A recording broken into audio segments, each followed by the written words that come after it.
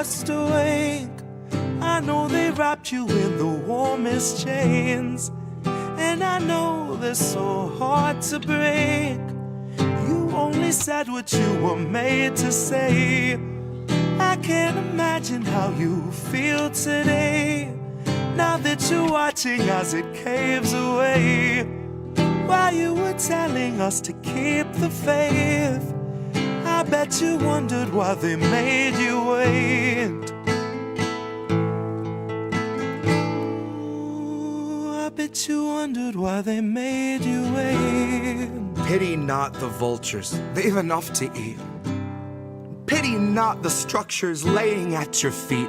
Cannot see the sky, but there's this rainbow in the creek that spells pity-free speech when we can't afford to speak. That's Agenda 2030 on some early release. It's just our policy of never-ending chemical leaks. That's the cholera awash in your embedded beliefs.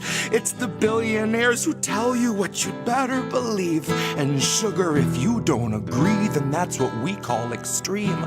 Now if that isn't fascism, I'm going back to sleep, 'cause words have lost their meaning and I'm trapped inside a dream where we turn the gears while living in the spaces in between.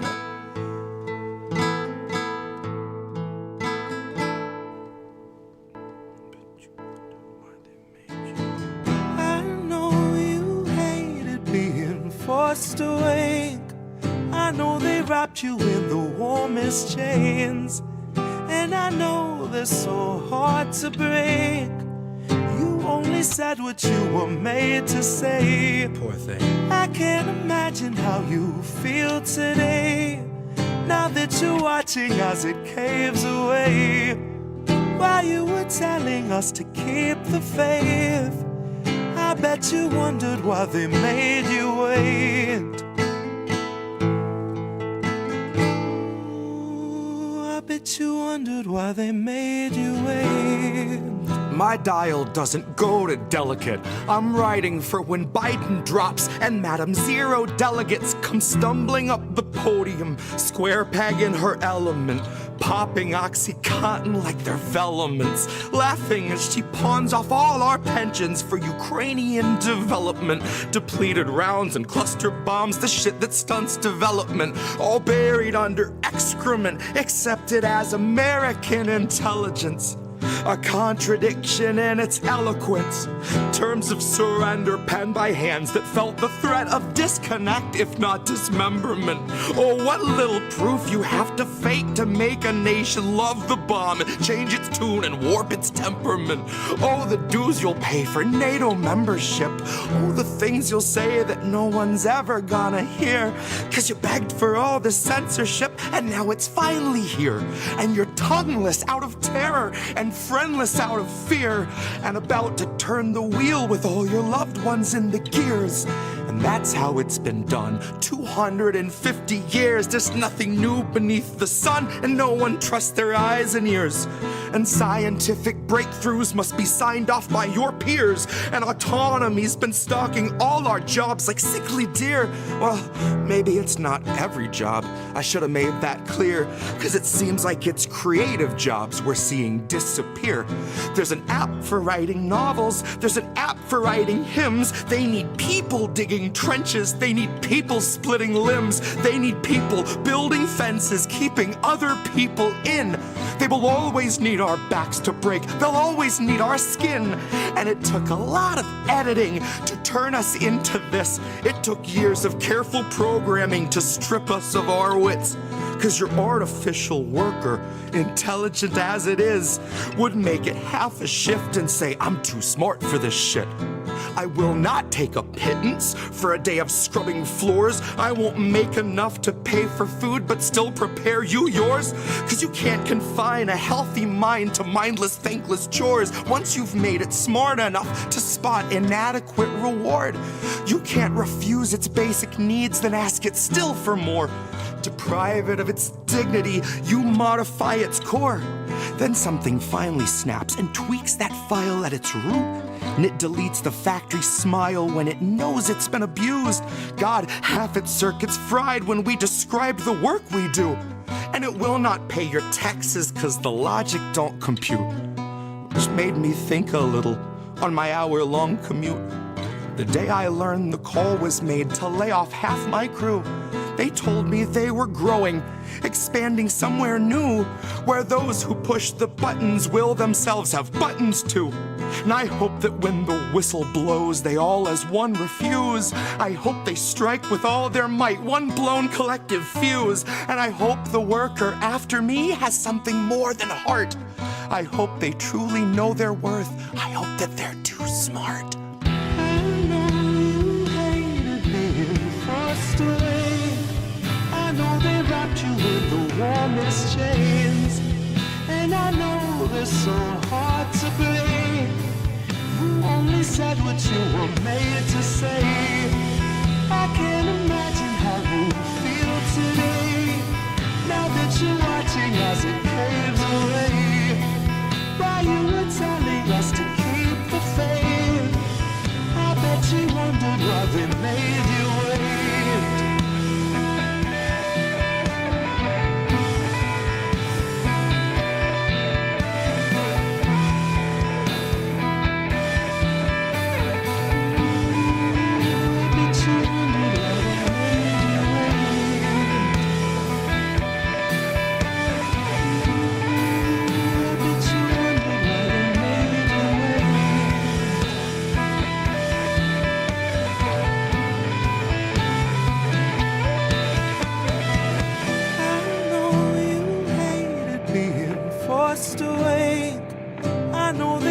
You in the warmest chains, and I know they're so hard to break. You only said what you were made to say. I can't imagine how you feel today. Now that you're watching as it caves away. While you were telling us to keep the faith, I bet you wondered why they made you wait.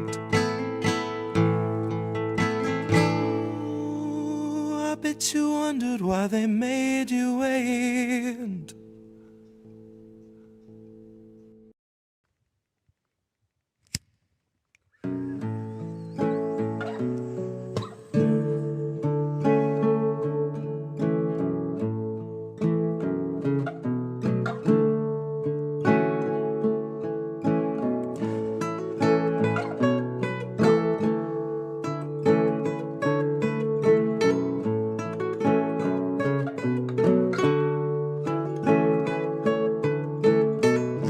Lips, brand new taxes, starving all the billionaires and neutering their visa.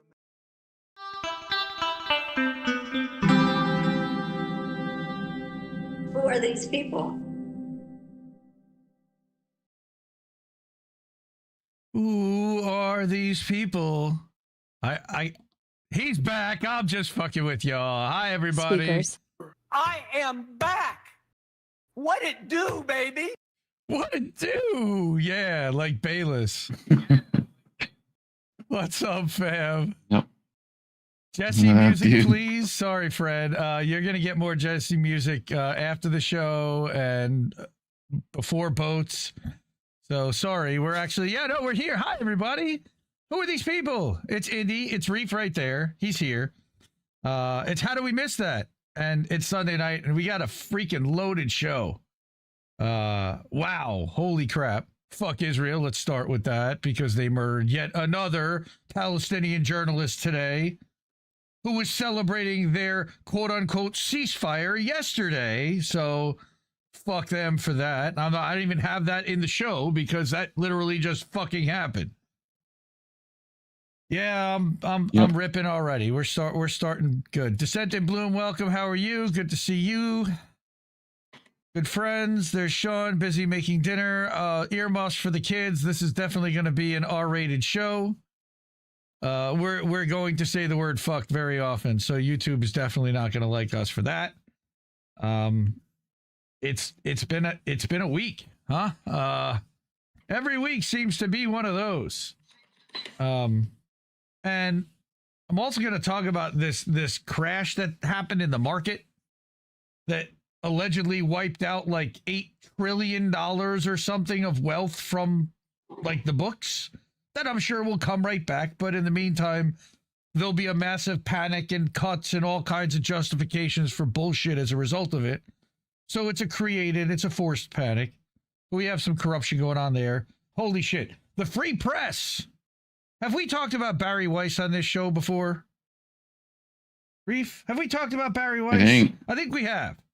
Well, unfortunately, she got her payout and she got her failure upwards. So it's not failure, it's a promotion for being a monstrous fucking cunt. So, and the cunt count has started. So yes, Bari Weiss, you'll be on that list tonight. And there was a bunch of stuff happening around that announcement. Finally, look, we knew it was coming. We announced that it was coming weeks ago, that Alan McLeod had that Skydance was looking to potentially buy the free press and merge it. We'll get into that later, but we're going to talk about the free press being sold, and already Bari Weiss acting like Elon in his first day at Twitter. She came in and tried to, and is like immediately changing the narrative and changing the agenda, which we expected her to do. And then we're going to get into a really special story about Aspen, about somebody who we talked about months ago, a member of the family, from the Assange protesting days. And now she's facing decades in prison. And we're going to do what we can to help her. And Descent and Bloom wrote an article that really goes into her case. So I'm going to read that on the show and go into it. I also did an interview with them. I'll get into more of this when we get into that segment later on.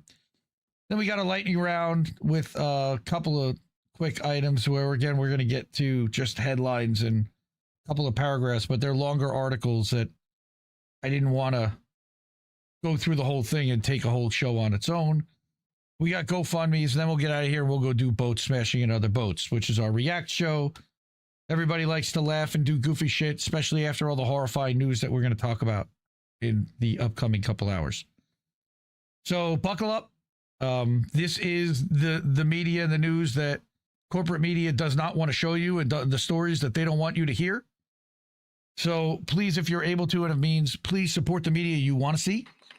These are the amazing people who've already done so. That's our wall of fame. The ways to do that are Cash App. Use the signal $, Indie News Network. We got ko-fi.com/Indie News Network. PayPal.me/Indie News Network. Then we're live and self-hosted over at IndieNewsNow.com. There's a section there to keep the media free. You can support there. And then there's INN Newsletter and IndieMediaToday.com. Those are our Substacks, one for the network, one for me. And we're actually live at IndieMediaToday.com right now. So you can go watch us live there. Hi, everybody that is watching right now live over on Substack. I see Kevin Wong just joined, and Holly Hapsburg, and D Naz, and Carlton Sigler. I love being able to see who joins on Substack. That's great. So we're going to start with, even though usually we go into our second segments, Fuck Israel, we're going to start off tonight with a Fuck Israel segment. So I don't know if Reef has his theme song for Fuck Israel. Apparently we've now got a theme song because we have one every week. So now there's music towards that. Let me get to this. Working on it. All right. So we know there was a ceasefire announced this week, or at least last Sunday, and except the terms of it were weird, and that Hamas sort of accepted it but wasn't at the signing. And meanwhile, Gazans are marching north again, returning to homes made of rubble, which we've shown the overhead drone shots. Going to, again, we're going to Indie Media Award honoree Mondo Weiss for this one. All right, that as Palestinians return to the rubble of their homes, thank you, the effects of the genocide are being felt amid heightened social unrest. This war broke us. It damaged our souls. We need decades to heal, which of course they're not going to have because they're going to be kicked the fuck out of there, sadly. This picture of, and this was, wow, walking back to Gaza City. Okay. Between This is from APA Images. I'm stunned and speechless. All right. Yep. It was the moment everyone in southern Gaza had been waiting for, the chance to return to their homes, or what remained of them in Gaza City in northern Gaza. On October 10th, as part of the first phase of the ceasefire agreement reached between Israel and Hamas, throngs of people began the march back north. Now remember that Israel had just made them all march south. So now they're marching back north, moving up the coastal Al-Rashid Road in a slight reminiscent of Gaza's historic return march during the January March ceasefire earlier this year. There's not supposed to be more than one ceasefire in a year, guys. It's not really a ceasefire if that's what happened. On Saturday That's not morning, how it works. No, that's not how any of this works. On Saturday morning, Yep. a statement from the Gaza Civil Defense said that over 300,000 people had made the trek to Gaza City over the past 2 days. Quote, no tents or mobile homes are available to house the returnees from the south, unquote, the statement said. Of course not. Israel bombed it, went block by block after they cleared everybody and killed everyone that was still left. What the hell would be left? Ismail Thawabada, head of the government media office in Gaza, confirmed that the over 300,000 residential units have been destroyed, while over 200,000 units were partially destroyed. This led to the displacement of almost 2 million people from their homes, forcing them to live in tents and harsh conditions. Yes, we've known this for quite a while. We've covered the tents, and the tents that they literally had to park right next to sewage in order to have a place to sleep. Yep. The return movement is not limited to the southern areas of the Strip. Residents from Gaza City and Khan Yunis have also begun to return to neighborhoods from which they were displaced during the war, including eastern Khan Yunis, Ma'an, and Al-Batna Samin. Those areas had been previously inaccessible due to Israel's military presence there. They would basically shoot everyone on sight. As the Israeli army has withdrawn from parts of the territory, displaced families are attempting to reclaim what remains of their homes. Unfortunately, I don't think that's going to go well for them because I think this is just temporary. And we're going to talk about that in a minute. Those returning describe a mix of relief and devastation. We walked 8 hours to reach our neighborhood in Al-Shujaya, said Mahmoud Wadi, one of the returnees. When we arrived, we were shocked by the destruction. My home is gone. The entire area has been flattened. Still, we're grateful to be back and to know the bombing is stopped, but we're terrified over many things. Our lives, our children, our future. We don't know whether we'll live in a tent again for a long while or not. We have no sense of what the future holds, but we're grateful and happy that the war has ended. Wow. If it has. Still grateful. But still grateful after all they've been through, after how many times they've been sent to run. Grateful. Wadi, like many others, has begun gathering wood and fabric to build a makeshift tent near the ruins of his home. We don't know where to go. We don't know if schools still exist or whether they've been destroyed, which they probably have. None of us knows what the future looks like. Mahmoud Barbak, a resident of Khan Yunis in southern Gaza, returned to his neighborhood in the eastern part of the city. He said that 4 months ago when he evacuated, his neighborhood was still livable. Now, there's nothing left. There's no life here. All we ask is for the world to help us clear the ruins and make it possible again for us to live with our families and our children to grow up here. Wadi reflects what he and his loved ones have witnessed over the past 2 years and what it's done to them. This war broke us. It damaged our souls. We need decades to heal, and we need even more decades to rebuild our homes. But we will do it, he added, determined. And look at these pictures. That's people standing amongst destruction caused by Israel intentionally so they had nowhere to live. Yeah, count the floors. Count the floors on those buildings behind you.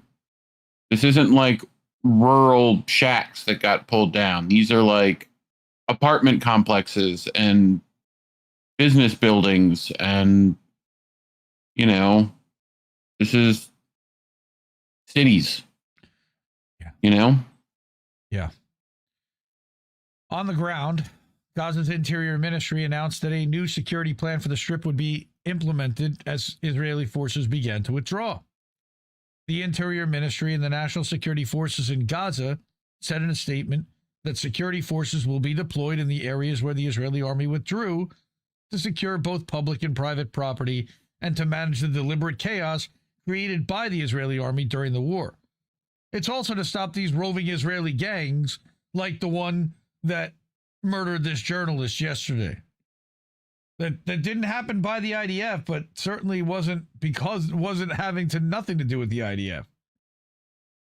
When Israel broke the previous ceasefire in March and resumed its genocidal campaign, one of the chief targets of Israeli forces was civil servants in Gaza, working under the Ministry of the Interior, which included the Gaza Police Force and internal security forces. The systematic targeting of Hamas's means of ensuring civil order was intended to create a power vacuum in Gaza and sow chaos among the local populace.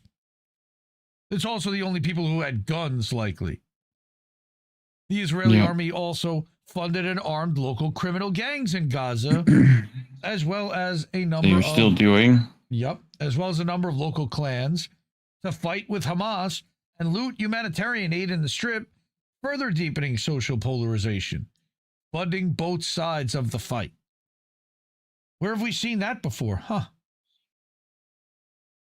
Yep. Couple of places. Like here. Those effects of those long months of social disintegration are now being felt. Of course they are. As the war winds down and the Israeli army withdraws from designated areas, clashes and infighting between Hamas members and local clans have broken out in parts of Gaza. During the war, the Ministry of Interior had established the Arrow Force, an internal security unit meant to fight aid looters as well as clan members that Hamas accuses of collaborating with Israel. On Friday, members of the Arrow Force raided the residence of the Dogmosh family in Gaza City. On the same day, clashes erupted between Hamas members and other families in Deir al-Balah, resulting in the death of a Hamas member. Hamas's redeployment in the Gaza Strip caused fear among some groups that had been directly working with the IDF throughout the war. Most infamous among them, the hundreds of armed men in eastern Rafah led by Yasser Abu Shabab, another group led by Hussam al-Astal, and several others. You're not hearing any of these names in any of these stories on CNN or MSNBC or CBS News now, especially now that Bari Weiss is in charge. Right. Social media users in Gaza mocked Yasser Abu Shabab's group as the war's greatest losers amid reports that the IDF will not be evacuating them from Gaza to protect them from Hamas reprisal.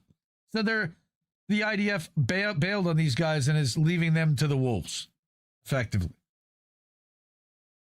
Right?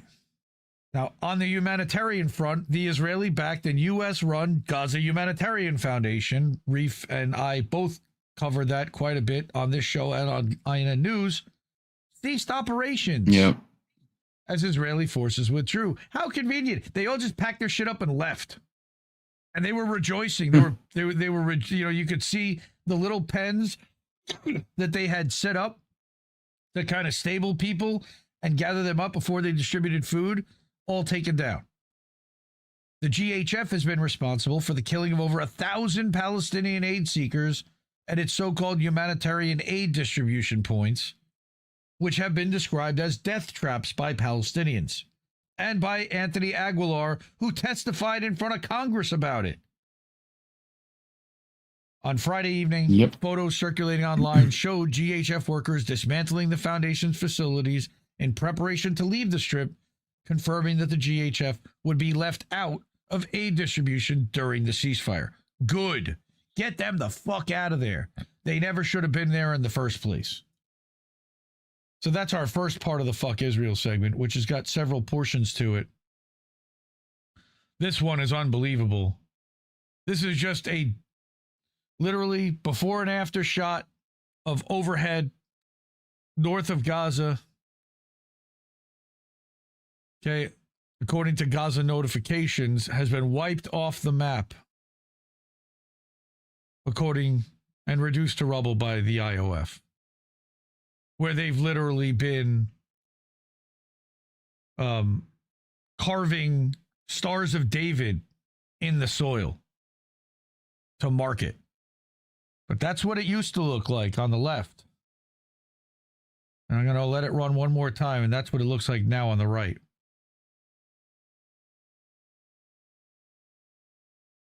Awful. Yep. Fuck Israel for that.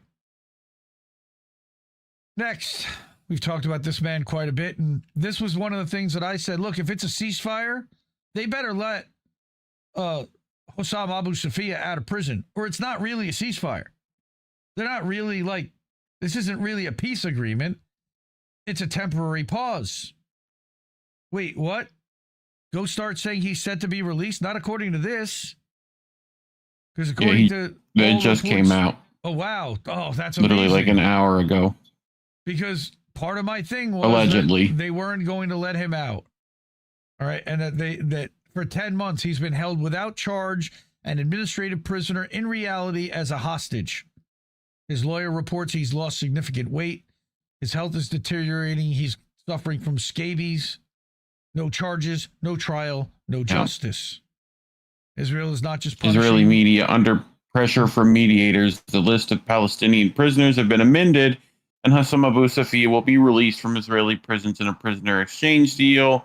Names that the Knesset just approved: Mahmoud Ibrahim Misbashik, Muhammad Saeed Abdel Rahman Sarhan, Rami Ibrahim Al-Khalut, Awad Safi Mubarak, and Dr. Hussam Idris Omar Abu Safia. All right. Well, that's amazing news. But again, for 10 months, we've been calling for him to be released. He did nothing wrong. Yeah. He willingly walked into their tank to have a conversation, and they kidnapped him and threw him in a hole and tortured him. So that would be incredible news if he was actually getting let out and set free and able to return home and recover. And you know that the minute that guy recovers, he's running right back to a fucking hospital to take care of others, because that's the kind of person he is. I can tell you that right now. And I've never met the man, but I can tell you that right now. Just from everything everyone's told us about him. All right. There you go. If the Israeli-Palestinian agreement is implemented in full to the letter, there will still be numerous hostages that have not been released. So again, while it's amazing news that he's going to be potentially now, there will still be thousands in Israeli prisons without charge. And let's not forget that. But that is fantastic news if that's really what's going to happen. So next, I have an article from Ricky over at Council of State Media, 2024 Indie Media Award honoree for one of the best outlets out there. All right. Reminding people that Israel has agreed to another one of those ceasefires where Israel doesn't cease firing. Oops. They carried out around 12 to 15 bombings after they announced it and had already signed off on it. This is what happens the minute there's an agreement announced. They start upping the bombings. So what happened here? According to Ricky, we finally have a ceasefire in Gaza. Unfortunately, it looks like it's one of those ceasefires where Israel keeps firing until the deal inevitably collapses and the Western world blames Hamas. Still, any ceasefire, even a flawed one, could lead to a reduction in the number of deaths, and a reduction is better than nothing, I guess. And that's the I guess part of the, ceasefire, I guess, sort of. Phase 1 of the ceasefire is supposed to be underway, and Itmar war criminal Ben Gvir is livid, even though Israel seems to be massacring Palestinians like normal. Here's footage of an Israeli attack that took place shortly after the ceasefire was agreed, and I'm not going to play the video. But you can I'll put the link in, you can watch these yourself. The civilians were reportedly attacked by tanks while celebrating the announcement of the ceasefire. It seems Israel decided to postpone the ceasefire and massacre them out of pure spite. There were more such attacks across Gaza, and the first is understood to have taken place just 20 minutes after the ceasefire was agreed. If this is a sign of things to come, the hope of a reduction in the killing rate might be wishful thinking. One attack reportedly took place at a residential home in Al-Shabra, where 40 people were sheltering and 4 were killed. It's unclear the number of injuries, but here's footage of one of the victims with the gore blurred out. You can clearly see that's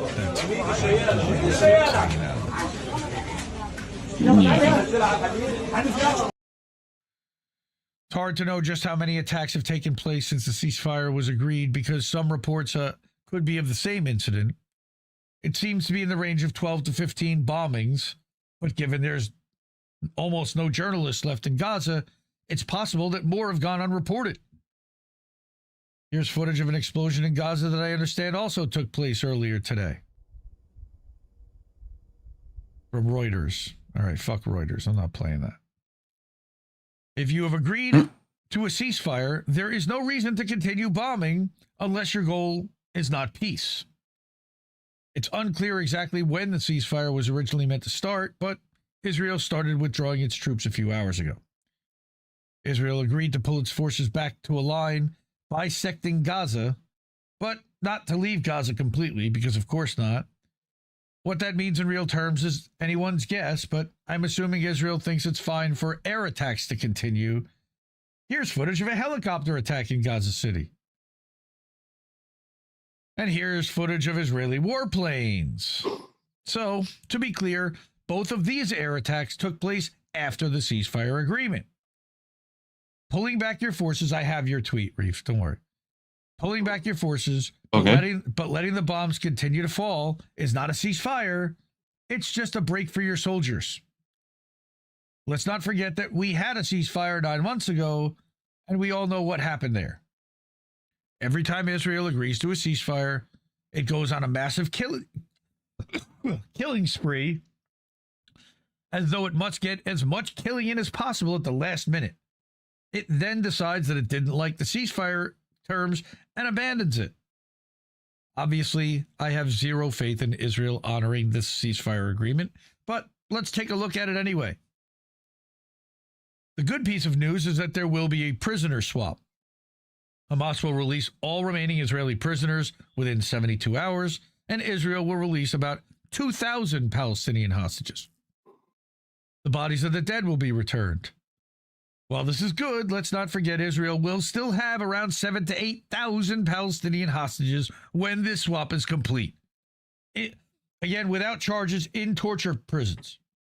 Israel, it seems, has the right to keep hostages. The Rafah crossing will finally open both ways, allowing in unrestricted humanitarian aid. But of course, the people still aren't allowed to leave with the right to return, but that's a whole other story. Israel's idea of unrestricted is different to everyone else's, but this aid will be coming through Egypt. Importantly, the ceasefire does not allow for the forced displacement of Palestinians, and it does allow for some Palestinians to return home, meaning that it is a major roadblock for the Greater Israel Project. More like a speed bump. This explains why Ben Gvir is so mad and why few believe that the ceasefire will last.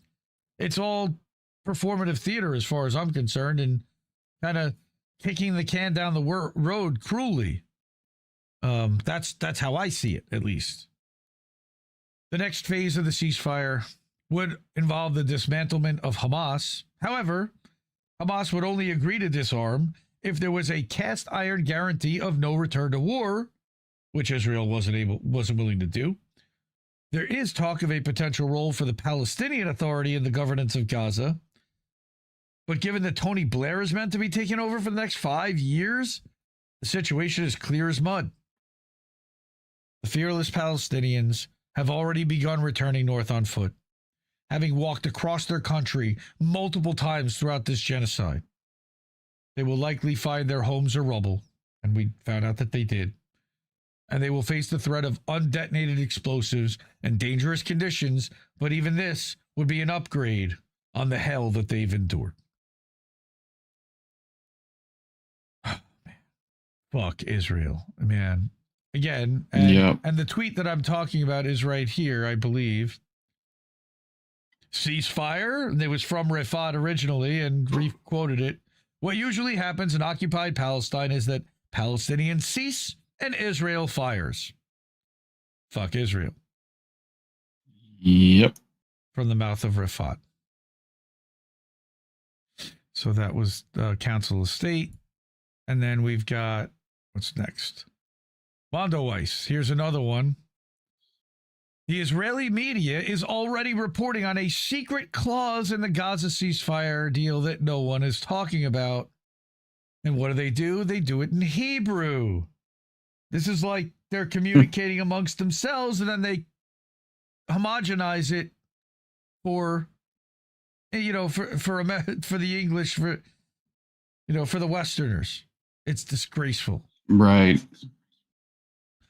So Hebrew language Israeli media reports that there is a secret clause buried in the Gaza ceasefire agreement that would allow Israel to resume the war. You mean the massacre. Again, it's not a war when the other side isn't fighting back. Palestinians worry that this is pretext Netanyahu needs to get out of completing the deal. It's exactly what happened. And it's the same thing as when he had permission to not go to the second phase, and they said that when it first happened last time, and then they did exactly that. The ceasefire deal between Israel and Hamas could collapse due to an alleged secret clause in the agreement that would allow Israel to resume the massacre, according to reports in the Arab and Hebrew language Israeli media. That so-called clause would reportedly be activated in the event that Hamas is unable to locate all the Israeli captives within the 72-hour window allotted to the Palestinian resistance group during the first part of the deal's implementation. So all they have to do is claim that one person has not been returned, and all this gets called off. On Friday, Al Jazeera's Palestine Chief Bureau, Walid al-Omari, pointed out on the network's live broadcast that the second article of the deal concerning the release of Israeli captives included a phrase in the Hebrew version about an undisclosed annex. According to al-Omari, if Hamas fails to release all captives, dead and alive, a quote-unquote secret clause in Appendix B would be activated. Now, word is, and I'm going to have this in a minute, but Al Jazeera in the West Bank got raided and shut down as a result, probably, of this report. Yeah. Israel's Can TV was the first to report on the clause, which was subsequently covered by other Israeli media outlets. According to Can, an unnamed source which had been exposed to the content of the secret clause said that it was jumbles of words. Israel's Channel 13 also reported that an Israeli court dismissed a petition to disclose the secret contents of the deal, citing security considerations. Sure. So they're just not allowed to tell us. Although the alleged clause implies punitive consequences on Hamas in the event of failing to meet the 72-hour deadline, Hamas official Osama Hamdan said in an interview hours after the deal was first announced that the time needed to find, gather, and release Israeli captives would depend on field conditions. Hamdan added that locating the captives might take longer. They're buried under rubble. They're in tunnels, who knows where. The entire communication system and infrastructure system has been decimated. It may take a little while. Of course, Donald Trump also admitted that finding the dead bodies of Israeli captives might take longer than anticipated, but that won't change the fact that they're going to call off the deal in 72 hours. Hamas has officially denied the existence of such a clause. A Hamas official told Al Jazeera that, quote, the reported rumors concerning the presence of secret clauses in the agreement to end the war in Gaza are completely untrue. I hope that's correct. It doesn't really even matter if they think it's true or not. If Israel believes it's true and says it, it's going to be. and if that's how they're going to act in accordance. The potential existence of such a secret clause has reinforced already existing Palestinian concerns that Benjamin Milikowski, war criminal, would seek to find a way to sabotage the deal, which of course he's going to. Already in March, Israel broke the first ceasefire after the release of all civilian Israeli captives in the first phase of the deal. So all civilians were already released. Now we're just talking about IDF captives who they've already started to set up the narrative were starved, right? Okay, because they didn't starve the rest of Gaza, but of course now the Hamas operatives are expected to give the Israeli captives the only food that they have and keep them fed and not starving while everyone else there starves. Huh? Which I'm betting. No, they're going to come back emaciated and starving if they're alive. All right. Yeah. Last July, Hamas accepted a proposed deal following talks through Egyptian and Qatari mediators, while Netanyahu completely ignored it as mediators waited for Israel's response.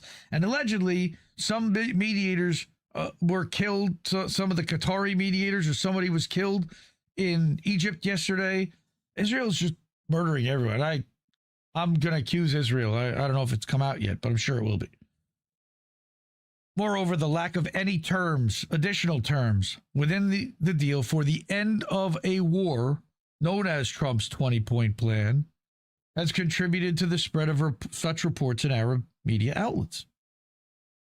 Issues related to disarmament, Gaza's post-war administration, and Israel's withdrawal have all been relegated until after the prisoner exchange, when they can pull back and say, you know what?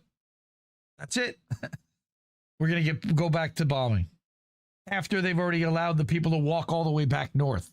And they're going to bomb them again and make them run back to the south. Yes, Dissent in Bloom says, I feel like they do these ceasefires so people return to their homes, making them sitting ducks. It's like a sick game for them. I totally agree.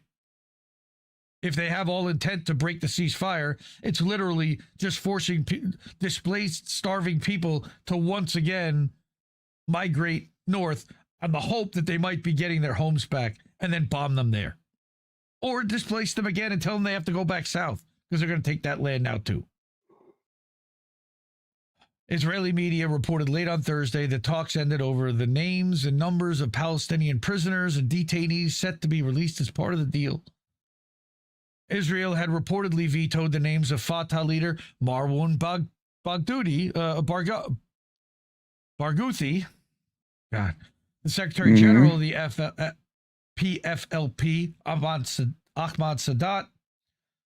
Another Israeli veto was placed on the names of 14 out of 303 Palestinians serving life sentences because they're Palestinians who hold Israeli citizenship. The final list of agreed upon names still haven't been yet made public.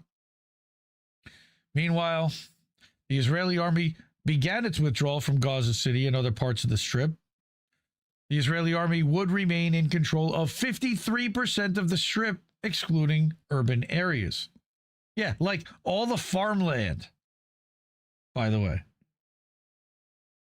Yet, meanwhile, Palestinians have started to return to Gaza City following the entry of the ceasefire into effect on Friday. This comes after almost a month of Israel's largest offensive yet on Gaza City, which included 3 army divisions and the detonation of hundreds of remotely controlled and outdated armored personnel carriers packed with explosives in civilian neighborhoods. Did you talk about that on INN News, or was it us that talked about that on this show? I don't even remember. I think it was us. But but they were sending like unmanned old decommissioned APCs into parts of the city, right, and blowing them up, which would take out a building with it. Yeah, like full of C4. Yep. You know. Before the announcement of the ceasefire Thursday, Israel had pushed around 900,000 Palestinians out of Gaza City. Israel's war on Gaza, which they announced following Hamas's October 7th attack, has killed over 66,000. I'm not even going to use that number. Again, Kareem made a post that if you're still using that number, it does a disservice to the Palestinians. It's over 500,000 Palestinians. Again, a third of we know whom were children under 18. The war displaced almost 2 million Palestinians and destroyed both the health and education systems and infrastructure. The war has been recognized as a genocide by the United Nations. Again, it's not even a war because nobody has fought back, really, in any substance since October 7th or October 8th. And October 7th, in many ways, was allowed to happen. And we've seen multiple evidence. And check out The Dissident at the307.substack.com for more on that. Just a reminder, it's not a ceasefire. It's a paused genocide. Okay. And that is from the Free Julian Assange Facebook group, which is still active. So pardon Julian Assange. All right. And fuck Israel. So that's our fuck Israel segment for this week. I have hope for the Palestinian people, but I have no faith in the Israeli people to honor the agreement that they've now allegedly signed off on. And we will continue to call out all the nonsense and try to hold Trump administration feet to the fire on everything that they claim and fight for these people because so few are. And bless the people that are fighting for them because you're on the right side of history. And I think you all know that. The majority of the world sides with the Palestinian people. Unfortunately, the leadership and the big money sides with Israel. Now, we are not going to be remonetized by YouTube for a segment like that. So if you're able to, it means please support this channel, support independent media. Those are the people who've already done so. The ways to do that are Cash App, $ Indie News Network. That comes right to my phone. We got code-fee.com/Indie News Network, and that'll show up on screen. PayPal.me/Indie News Network as friends and family for no fees. IndieNewsNow.com is our self-hosted website where you can keep the news free there too. And then over at Substack where we are live, and we've got some people chatting over there. Good to see you all. Revolution continues. Donna Everett, thank you. IndieMediaToday.com over at Substack. And we're going to be live later at INNNewsletter.com for boats smashing into other boats for our React show. So, Reef, I can't even see Reef. He's wearing camouflage, so he's invisible. That was my joke, and that's how it works. Stepped all over it. But yes, Reef's invisible. Everybody, it's good to see you. Nice. I'm glad you're all here. Thank you for joining us. Thank you for hanging out with us on your Sunday night and going through the horrific shit that won't be covered on corporate media. Yes, that is such a dad joke. I am a dad, so I have earned the right to do that, but thank you. Vicky Adams, how are you? Good to see you. Mastermind Hour, how are you, brother? So we've got all the family in the house tonight. Everyone was there. I saw it. Beauty and the Boomer last night. They ran the one-on-one that I did with Shanda about her cancer journey and her kind of going back through her journey in independent media, starting in 2016, 2018, 2019, all through the last 4 years of nonsense to where we are now, and then getting diagnosed with small cell lung cancer and going through that and ranting about the healthcare system and ranting about Luigi and talking about health insurance and Medicare for all and how that brought us all together. All right. Cowboy Kitty, good to see you, my brother. And Metal Mama Sue, how are you over on Rumble? We are live over on Rumble. We're live at YouTube, of course. We're live on Kick. And then, of course, on the Substacks. We are live on Odyssey and BitChute. They don't get a lot of love. If you're over watching on BitChute, thank you. We are getting quite a few views over there. So shout out to those who are watching over on BitChute. Okay. My next thing is about this whole crypto market crash, which is shady as shit. Okay. Unusual Whales is a little bit of a weird account, but in this case, when it comes to the money, they got this one right. Look at this. This happened on yesterday, 7:30 in the morning, a new crypto account was opened yesterday morning on Friday.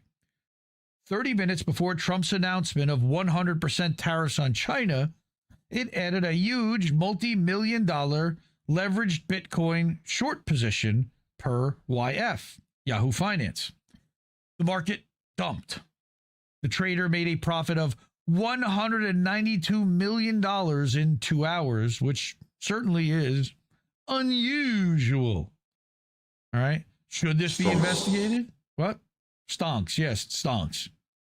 All right. So what the hell's going on here? So I rely heavily on Michelle de Cryptodamus to tell me, because they've been fantastic at calling out all the corruption in the crypto market, and they really understand the score. Crypto markets have their largest mass liquidation event in history. This is how the crypto industry really makes its money, by mass liquidations of its customers who are trading with absurd amounts of leverage. Again, according to Coin Bureau, this was like the biggest drop in history. And you see all that sea of red. Binance, that's BNB, down 14% in a day. Bitcoin down almost 8%. Ripple dropped 21%. XRP. Solana, 13 and change percent. A massive market correction, which then, of course, rippled over into the stock market, because the stock market is leveraged within Bitcoin. So when Bitcoin drops by 7.5%, the public Bitcoin holding companies all start to panic and their assets drop. So again, according to Michelle, same thing. Someone put in that huge Bitcoin short position 30 minutes before Trump announced his new China tariffs and made almost $200 million in under an hour. See my post below for more on what's going to be an incredibly common new strategy for trading off insider government info. Right? So what's going on here? So back in April, Michelle wrote an article on how to insider trade and influence people with tariffs, meaning that you leverage announcement of tariffs with changing of markets and purchase of crypto. And what it says here is that days where the stock market gains 10% on proclamations of a mad orange king are far more correlated with impending disaster than with strength. All right. And this again was from back in April 10th.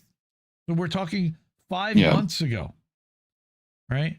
Ever since last week's big reveal of the nonsensical Trump tariff equation, remember that? Americans have been trying to come to grips with the fact that their nation's future prosperity, or lack thereof, seems to be wholly dependent on a series of increasingly unhinged proclamations emanating from the phone of an economically illiterate and extremely orange madman. It's a decidedly less than political ideal reality, okay, that stands in stark contrast to the utopia of rational citizens making cool-headed and well-informed decisions that populates economists' erotic fantasies about how the country's economic affairs should be conducted. Right? Not since FDR as an American president attempted to affect anything, even in the ballpark of the kind of direct intervention in the nation's economy that Trump has been bungling his way through over the last few weeks. And again, that was from months ago. One gets the sense that Americans don't even know what to make of what's happening to them because there's nothing in history to compare it to.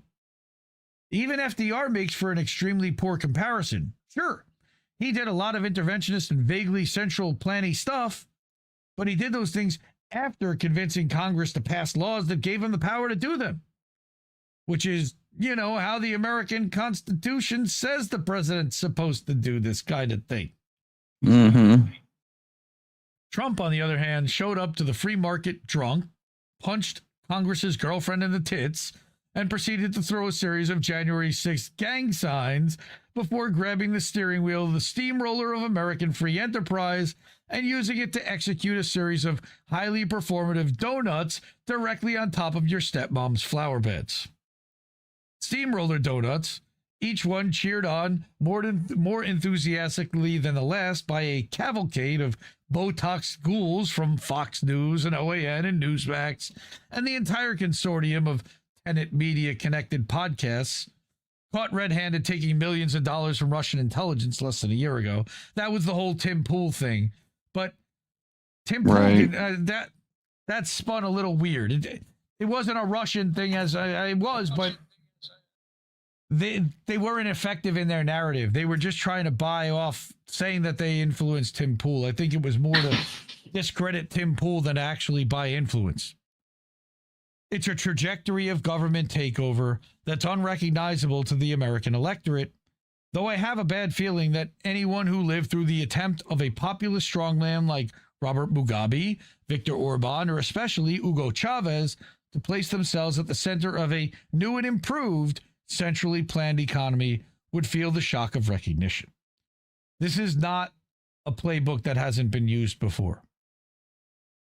American economic catastrophes aren't rare. A big one usually rears its monstrous head at least every decade or two. But what's different this time is that in the before times, America's catastrophes were all bottoms-up, grassroots affairs, albeit ones shaped by bad incentives dispensed from above. They emerged from herd behavior, the madness of crowds, if you will. Whereas if and when this catastrophe hits, will be an entirely top-down affair, which floweth from a single orange mind. I disagree with that too. Which is not to say that catastrophes brought on by the madness of crowds are in some way less serious. They are. America being a capitalist society built on a population whose gene pool is overflowing with the DNA of ancestors who fell for a dubious 18th century get-rich-quick scheme called subsistence farming in the New World, is in a lot of ways susceptible to them. What usually happens, often quite large subset of the population manages to hypnotize itself with whatever the latest and greatest model of get-rich-quick scheme happens to be at the time. .coms and McMansions. Yeah, remember those? Tesla and crypto. Now it's AI. Right? They're just jumping from fad to fad. But whether those catastrophes were worse or not is beside the point. Being driven into the jaws of economic catastrophe by a single deeply and flawed orange mind, again, it's not, it's by the people behind that orange mind, is new to the American experience. Again, he's not thinking this on his own. He's got people putting this shit in his head. Come on, Michelle. There's never been an American equivalent Mad King, George, or Caligula, because America somewhat famously doesn't have kings or emperors. Again, this was before all the no kings rallies nonsense and the AstroTurf that's been happening since, which, by the way, is a total DNC get out the vote thing. They're doing another one next Saturday on the 18th, and I would advise everybody, I'm sure AOC honestly, and Bernie's all going to be there. Right. Like, it's Elizabeth just all Warren will make an Democrats. appearance. All right. It's a get out the vote effort for Democrats to try to fearmonger their base and fearmonger independence. Going to be a bunch of those inflatable frogs. Right. And it will accomplish, sadly, nothing. But it will give the right wing the meat to potentially ramp up attacks and then claim that the crowds were violent. All right. But also to, use this, it's us against them and they're up against us. And why are they trying to stop us? It's just narrative. The whole thing sets up their narrative, and us against them is exactly what they want. Okay. One would be hard-pressed to name any point in the timeline of American history where a single orange-faced jackass with a comb-over could burn down all the world's major financial markets simultaneously. His name was Joe Biden. I disagree with that 100%. That's wrong. No longer. Every time Donald calls Printer Girl into his office to take some rage tweet dictation, the Dow, NASDAQ, New York Stock Exchange, FTSE, Nikkei, Hang Seng, DAX, and more cower with fear. And I don't think they cower with fear. I disagree with that too. I think they're loving this. Because they know he's going to end up pro-business in the end, pro-America in the end, which they all are. And they're going to make money on the way up and down with the fees. What they're going to hurt, what he wants to do is hurt China. So those who have investments in China are shitting their pants. but most of them aren't. But the point here is to get to the thing about tariffs, because he announced 100% tariffs on China this week, and that's what caused the market to panic and a massive sell-off to happen. Tariffs is, as Mann reminds us, Donald Trump's favorite word in the English language. Again, it's not his favorite word. It's Howard Lutnick's favorite word. It's not his plan. It's Lutnick's. He's publicly called it the most beautiful word too many times to count, because he's a moron. Beauty is in the eye of the beholder, I guess. Well, it's making him wealthy, so it is beautiful to him. I, for one, can think of an incredible number of words more beautiful than tariffs, as can I. But tariffs is not a word without its merits. As far as magic words go, tariffs is actually quite malleable. Its awesome market-moving power can be tempered and or redirected just by changing up the words placed around it. For instance, again, if Trump had tweeted something like this, Chairman Xi can suck my dick because America is going to make the biggest tariffs ever, hashtag MAGA, the bigliest, then investors around the world will quite reasonably start worrying that an orange madman is about to hurl the world's second largest economy into a trade war against the world's largest economy, and global markets would crash. If, on the other hand, he rage tweets some weak sauce excuse for temporarily postponing those same bigliest tariffs ever, investors will assume that the trade war has been called off and prices will hopefully go back up to roughly where they were before the now postponed bigliest tariffs ever were announced. And again, somebody makes money on the way up and down throughout that. Obviously, we do a little trolling. It's called we do a little trolling. Right? Exactly. And he would also say, thank you very much. Thank you very much. That's really nice. Thank you. Right. So obviously, if you know with certainty that the price of a thing is about to go up or down, you can make money by buying that thing, waiting a bit, and then selling it to someone at the new and higher price. How much money you can make depends mostly on the size of the market. Bigger markets with more participants present more opportunities to make trades happen. And what's the biggest, most liquid market in the world?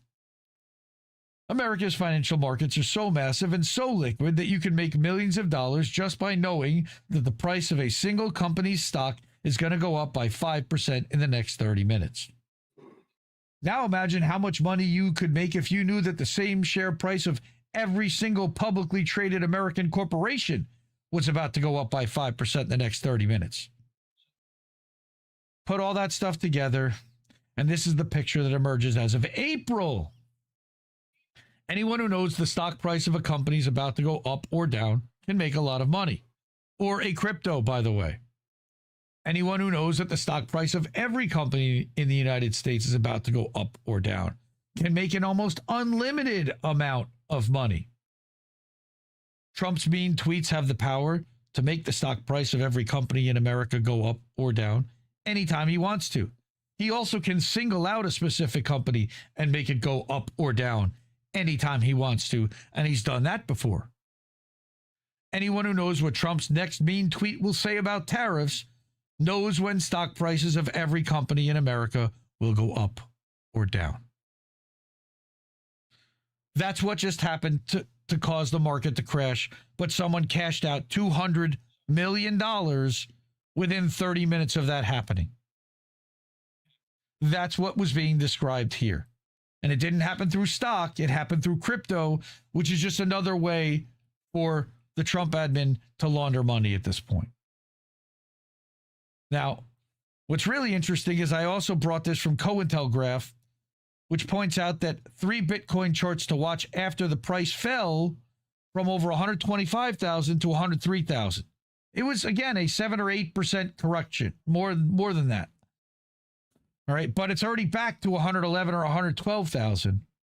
But what I wanted to show was that the price had already rebounded by 8.5%.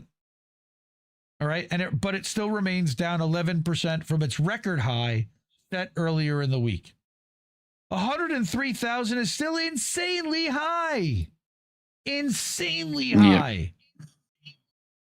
And it's only going to go up from here. the speculation is that it's going to go nowhere but up from here, actually.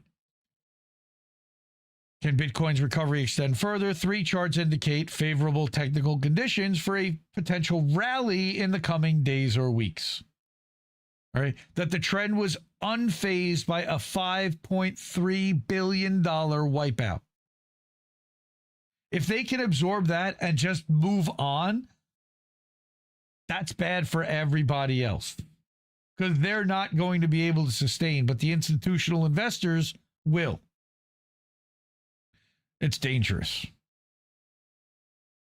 And remember, our friend Golden Monarch, who's probably losing his mind in the stream, he just showed up. Welcome, my brother OMB. All right, that Bitcoin is a Zionist manipulation project. Okay, that it's all fake and it's all manipulation at this point. And this entire run up and the scarcity and all of it is, I don't want to call it a Ponzi, though we have in the past, because a Ponzi is them trying to sell you on something. But here they're using hype to sell you. And they're not directly promising returns, but they're using their little hype monsters like that Valentina Gomez and Max Kaiser and their little dancing clowns, Dominic Bay, to tell you how great their returns are. And it's like Matthew Lesko, free money to pay your bills. Like, they have an infrastructure. So yes, I believe that all the money that's put into Bitcoin is sucked out and put into some other investment vehicle. It doesn't just sit there. But you have to tie up your money while it sits there. And you get no use of that money and no return on that money until you sell. To me, it's the worst kind of investment there is. And it's not really an investment. Have a good time with your Bitcoin, Though some have your bought crypto, low. and everything else that you're playing with. Some have bought low and sold high. All right. And they've made money out of it. And the ones who have done the best are the ones that converted a crypto wallet into actual real world property, like Charlie Robinson, that leveraged his Bitcoin to actually buy the activist Post and purchased a media entity, which was at one point on the top 100 list of banned websites, and reignited it. Right. Delio Nostrum, this is why we need a moneyless system. Just saying. Agreed. All right. They can fill the bubbles that pop with the push of a button now.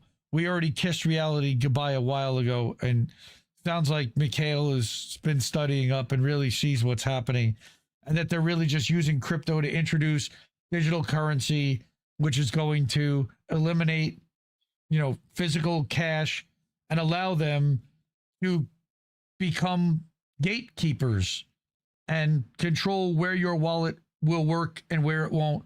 And of course, in order to activate your wallet, you'll need to have a smartphone with an app on it that they can track, and they can tell you exactly where your wallet has been and what you can and can't buy. Potentially. Really scary. So we're not going to get remonetized. You know what? YouTube likes crypto, but we're not monetized on YouTube. So if you're able to support, try to do it a different way. Cash App, $, Indie News Network, co-fi.com/Indie News Network. You go to paypal.me/Indie News Network, that IndieNewsNow.com, where we are live right now. There's a section to watch live, and we are live. Whenever INN's live, you can watch us there. We're also live over at IndieMediaToday.com over on Substack. Welcome to everybody that's over there hanging out in chat. I see Cindy over at the Revolution Continues. Good to see you. And INNNewsletter.com. Again, we're going to be there live later for our React show, which is boats smashing into other boats. Go starts over on Rumble as well. If I roll pipe tobacco, because it doesn't have the added. Oh, that you roll pipe tobacco. It doesn't have the chemical additives. Interesting. I gave up tobacco. I mean, you could just not too. 15 years ago. Yeah. I quit tobacco. I just smoke the wacky tobacco now. Agreed. I don't even smoke it anymore. Practically. Right. We vaporize. We vape it. So. Yeah. Okay. So. Or eat it. Number 3, we're going to talk a little bit about media control and manipulation. We talked a little bit about Al Jazeera earlier and the fact that Israel was trying to influence Al Jazeera in West Bank after shutting it down in Gaza. I believe they're now shutting down the one in West Bank. And part of it was after this kind of report. Did Trump and Netanyahu force Qatar to purge Al Jazeera? And again, didn't hear this discussed anywhere else, but Israel-Palestine News is an excellent outlet that is another aggregator and brings in specific news dedicated to Israel and Palestine, run by, I think her name is Allison Weir. She is on Twitter at If Americans Knew. Israeli journalist Amit Siegel writes on October 6th in his blog, It's Noon in Israel, quote, my Israeli Channel 12 colleague Ehud Yaari explained that, quote, Qatar is carrying out a purge at Al Jazeera.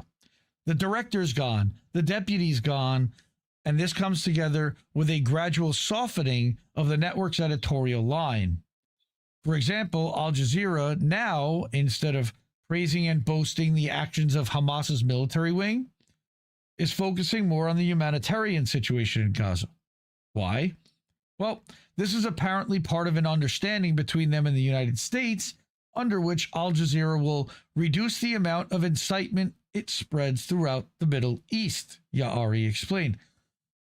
Refresh my memory, Reef. There was an announcement this week about a base in South Dakota being licensed. What country again was it that? What country was it again that was allowed to have that base? I think it was Qatar. I believe it was Qatar. I remember correct. Huh. And where is Al Jazeera based again? Qatar. Oh, right. Okay. I think I'm starting to see what happened here. Wanting more information, I asked an intelligence official for their thoughts. Here's what they told me. Quote, yesterday I read several times that Hamas is very unhappy with changes at Al Jazeera. The two had even had an apology call, according to the official, during which they agreed upon the fact that Trump and Netanyahu forced the Qataris to change direction. Quote, but did the official buy this narrative? I thought they were fantasizing, they said. But then I happened to see this, and then I went to Al Jazeera's homepage, which really doesn't look the same as it did a week ago. Back then, it had dozens of articles about Gaza against Israel. Now, you can see for yourself a neutral main headline, another fairly neutral one about the flotilla, and that's it. The bottom line, if this is a real shift, it's a huge game changer, they said. So look for Trump and Netanyahu to now be controlling the narrative at Al Jazeera. Amit Sega is an Israeli journalist and television personality. He serves as chief political analyst for Israel's leading news outlet, Channel 12 News, and the country's most read newspaper, Israel Hayom, which means today. Siegel also anchors Israel's highly watched Meet the Press show on Channel 12. This isn't the first time Qatar has been pressured to censor Al Jazeera. An Al Jazeera documentary about the Israel lobby in the U.S. was censored when Jewish Americans such as Dershowitz Squirts, pressured Qatar to block it. It did play in the UK. That was called The Lobby, and it exposed several Americans, including Marshall from the Realignment. I think, what's his name? Kozlov.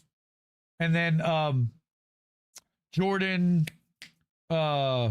Schachtel, who they outed as an agent, an operative who was writing op-eds on behalf of the IDF in Israel and maybe Mossad, but doing it behind the shadows without letting anyone know who he was working for. Total conflict of interest as a journalist. He was a propagandist.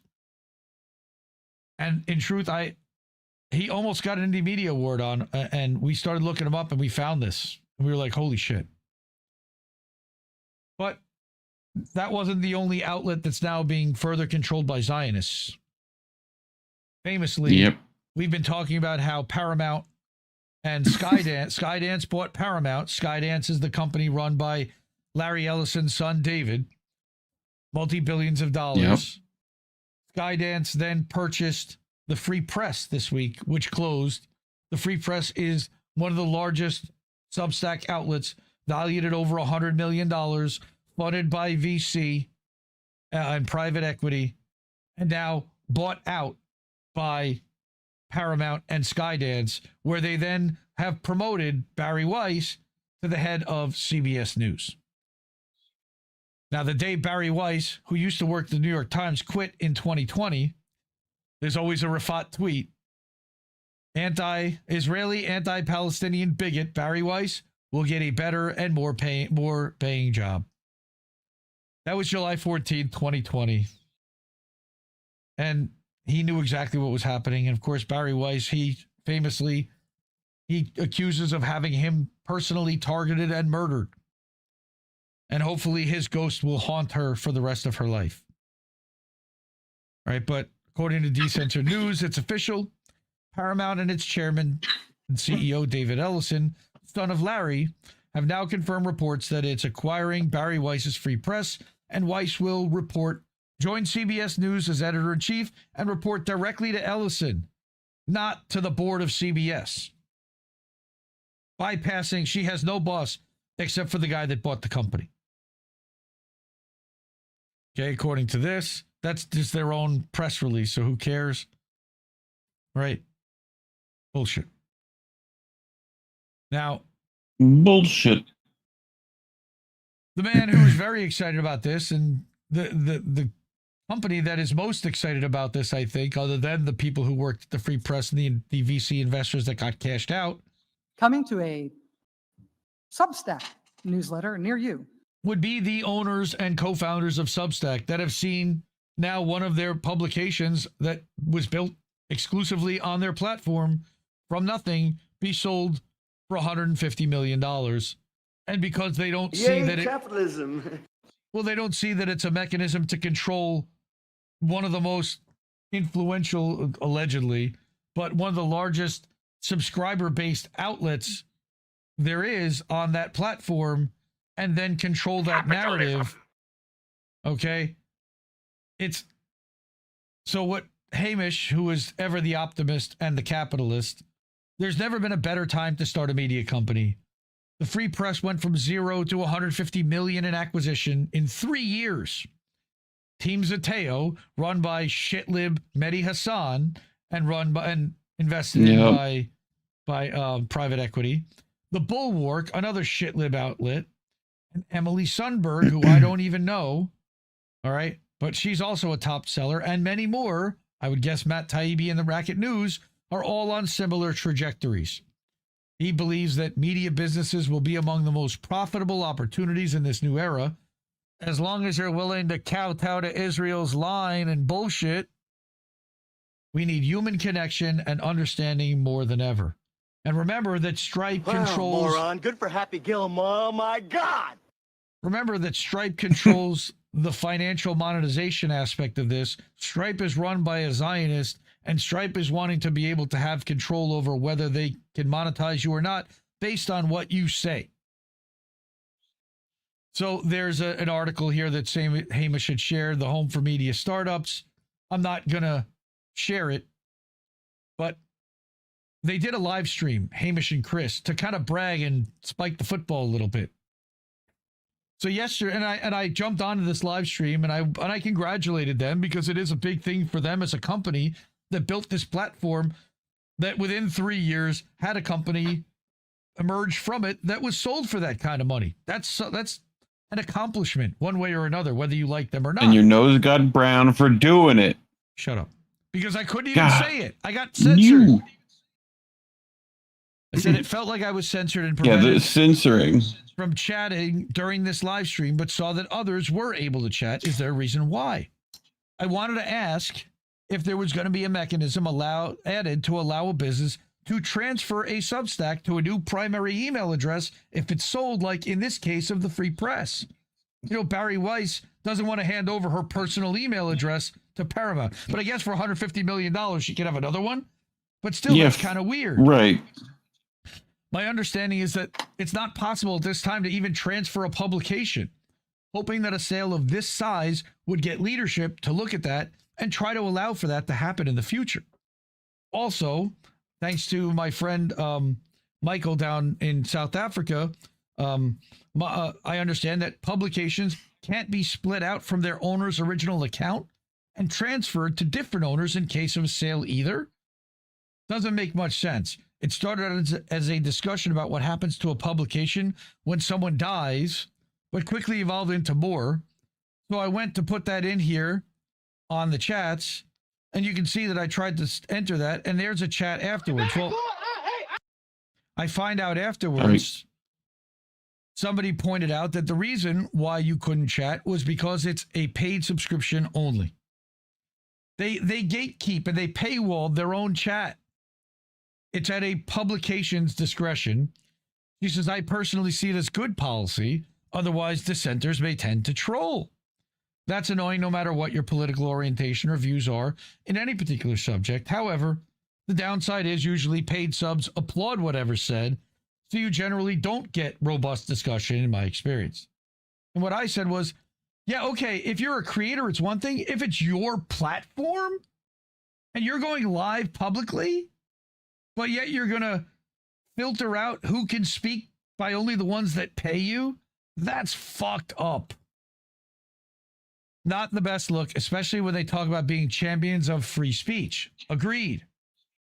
I'm sure they're aware of possible pushback and they don't give a shit. These announcements are managed. You bet they are. And so what happened over at the Free Press immediately, or over at CBS News as soon as Bari Weiss took over? Well, the first thing she did was she booked a panel discussion with former secretaries of state, including Hillary Clinton and Condoleezza Rice. So I found this funny note over on Substack by the good citizen. Bari Weiss is a genius. Hillary Clinton and Condoleezza Rice talk about working for Israel like Bari does. 145 live viewers at 5 different nursing homes tuned in to watch it live. Worth every one of the 6 bazillion shekels paid by the Zio, CIA, Mossad, Ellison family, money laundered in from Tel Aviv, looted from the district of Chabad. The worse the propaganda gets, the more money they will pay half-wits like Bari to keep the bar extremely low.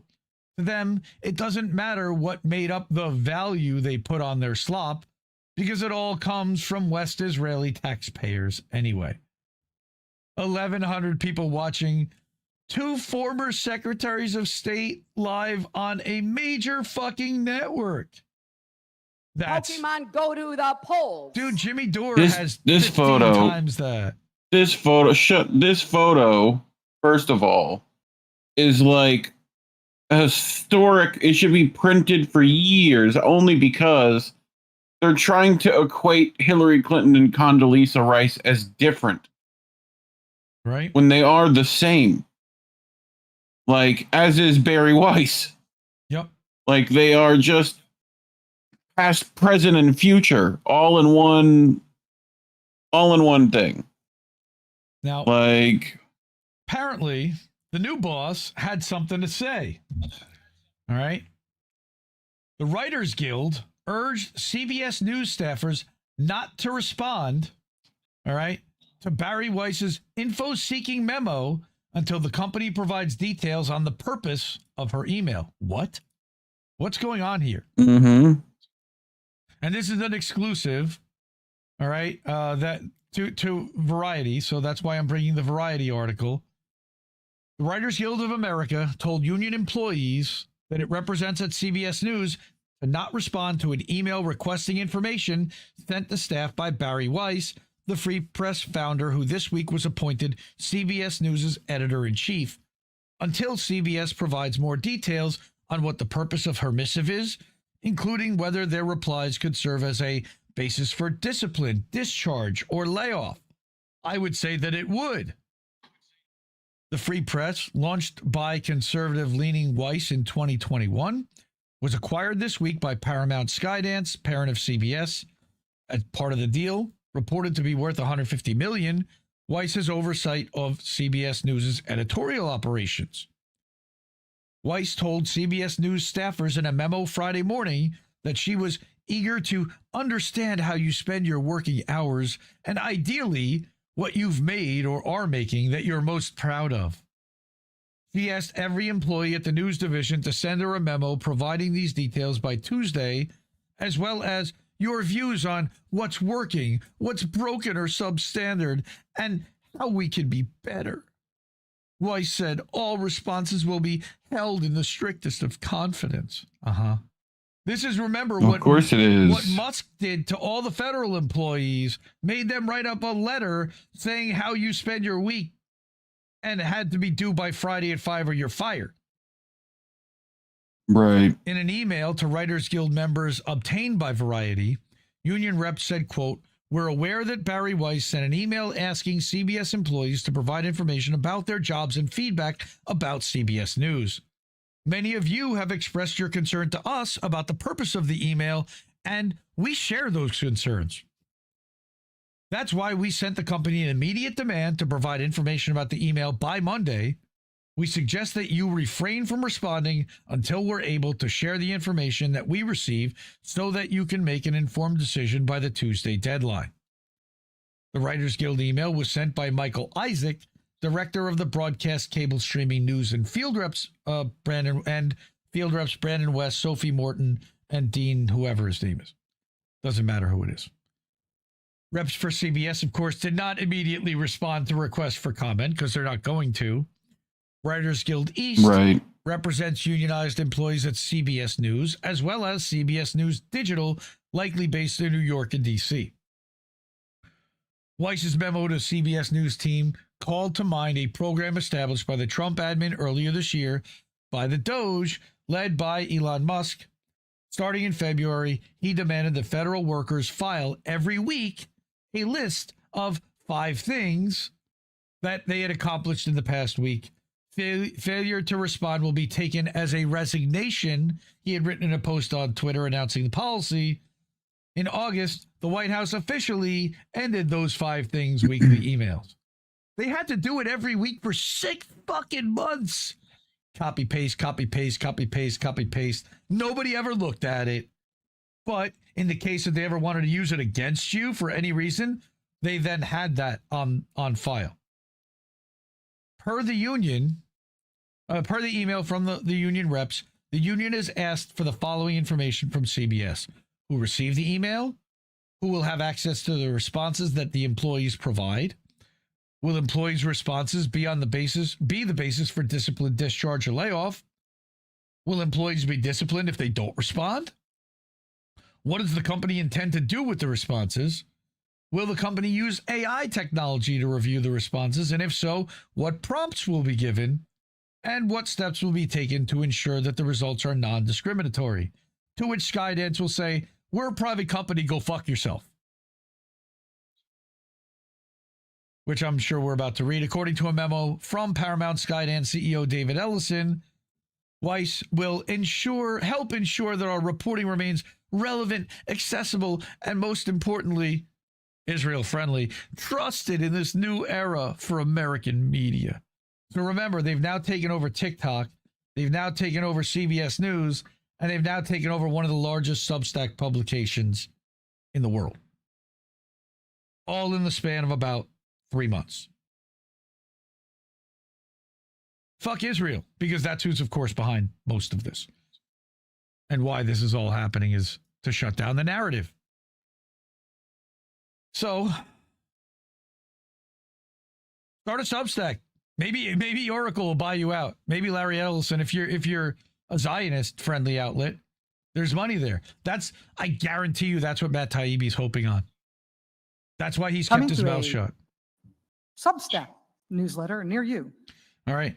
Everyone on Substack is saying general strike. Well, we would have to start by general striking Substack. I think that would be your first step, would be not publishing there. Make them feel it. As well as general strike across the board for sure. But if you're going to continue to publish on that platform that just benefited massively from Bari Weiss selling out and now being made one of the chief propagandists at one of the largest, corporate media outlets in the world, that's where we got to start. And maybe we all start to exit an Exodus Substack. That might be the way to go. And the problem is, I don't think that they care if we leave. They don't. The best place, honestly, Nope. Revolution continues. What best place to publish outside of Substack? We're doing it over at WordPress.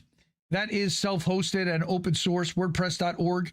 You can get yourself some server space and download WordPress.org, host it on your own server, and nobody can take you down as long as they don't take down your host or your ISP. But you also don't get the massive reach and engagement that the investment in that the Substack founders have made that we all benefit from, the referral network and everything else. So it's a double-edged sword. But the point is that if we really are talking about general strike, we've got to be willing to general strike publishing to their platforms as well. That includes YouTube. That includes Rumble. Self-publish. And you have to find us there. You know, underground radio, underground kind of live streaming. And that's why we created IndieNewsNow.com. That's exactly why. Unfortunately, the only way to chat right now is through Discord, another one of those massive platforms. We're not going to be remonetized by YouTube for talking about this and challenging corporate media's rule and control. So if you're able to and it means, please support the media you want to see by contributing over at Cash App, $ Indie News Network. You can have ko-fi.com/Indie News Network. You got paypal.me/Indie News Network. Okay, you got IndieNewsNow.com. I just mentioned that. And then we've got the newsletters over at Substack, IndieMediaToday.com. We're monetized there for now. And at INNNewsletter.com. That's done through Stripe. If Stripe ever decided they wanted to shut us off, we'd be in a lot of trouble. Because that's where a lot of the money that we earn comes from and is being filtered through. PayPal is the other way. The third way is via Stripe. Not Stripe, via Cash App, which goes through Block/Square, which is a Jack Dorsey company. You know, these payment processors, you can't get away from them, sadly. Come on, Panquake. I don't share your enthusiasm and hope for Panquake, Ghost Start. I'm sorry. Yeah, No. Sorry. And it's I would not going avoid to replace that any of these at this platforms. point. And if it got anywhere close to that big enough, they would just buy it, take it over, or they would DDoS it until it got dismantled. I genuinely feel that way. Like, no platform is going to be allowed to exist in this environment anymore and grow to the point of having that level of influence if Israel and the Zionist lobby doesn't want it to. Okay. We're going to get to the Aspen story now. All right. This is a very personal story for all of us. All right. So this is one of the tweets that I made about it, but I'll start by saying that, you know, we've been Assange activists for the better part of 5 years, even since he got let out of prison. There's still a group of activists that stay in touch and network and are connected. And one of the activists who was, yes, the Julian Assanges, one of the activists in the United States who held everyone together was Halo Benson of Oklahoma for Assange.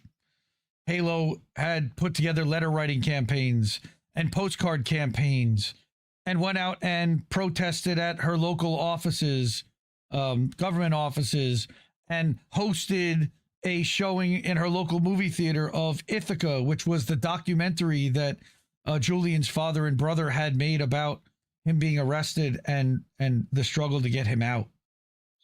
And we love Halo, Halo's family. About 5 months ago, and Halo has a daughter named Aspen. And Halo, I think, has another kid also. About 5 months ago, Halo reached out and said that Aspen was in some trouble. And we actually talked about it on this show. And we put up her GoFundMe at the time. But Aspen got caught and she got arrested.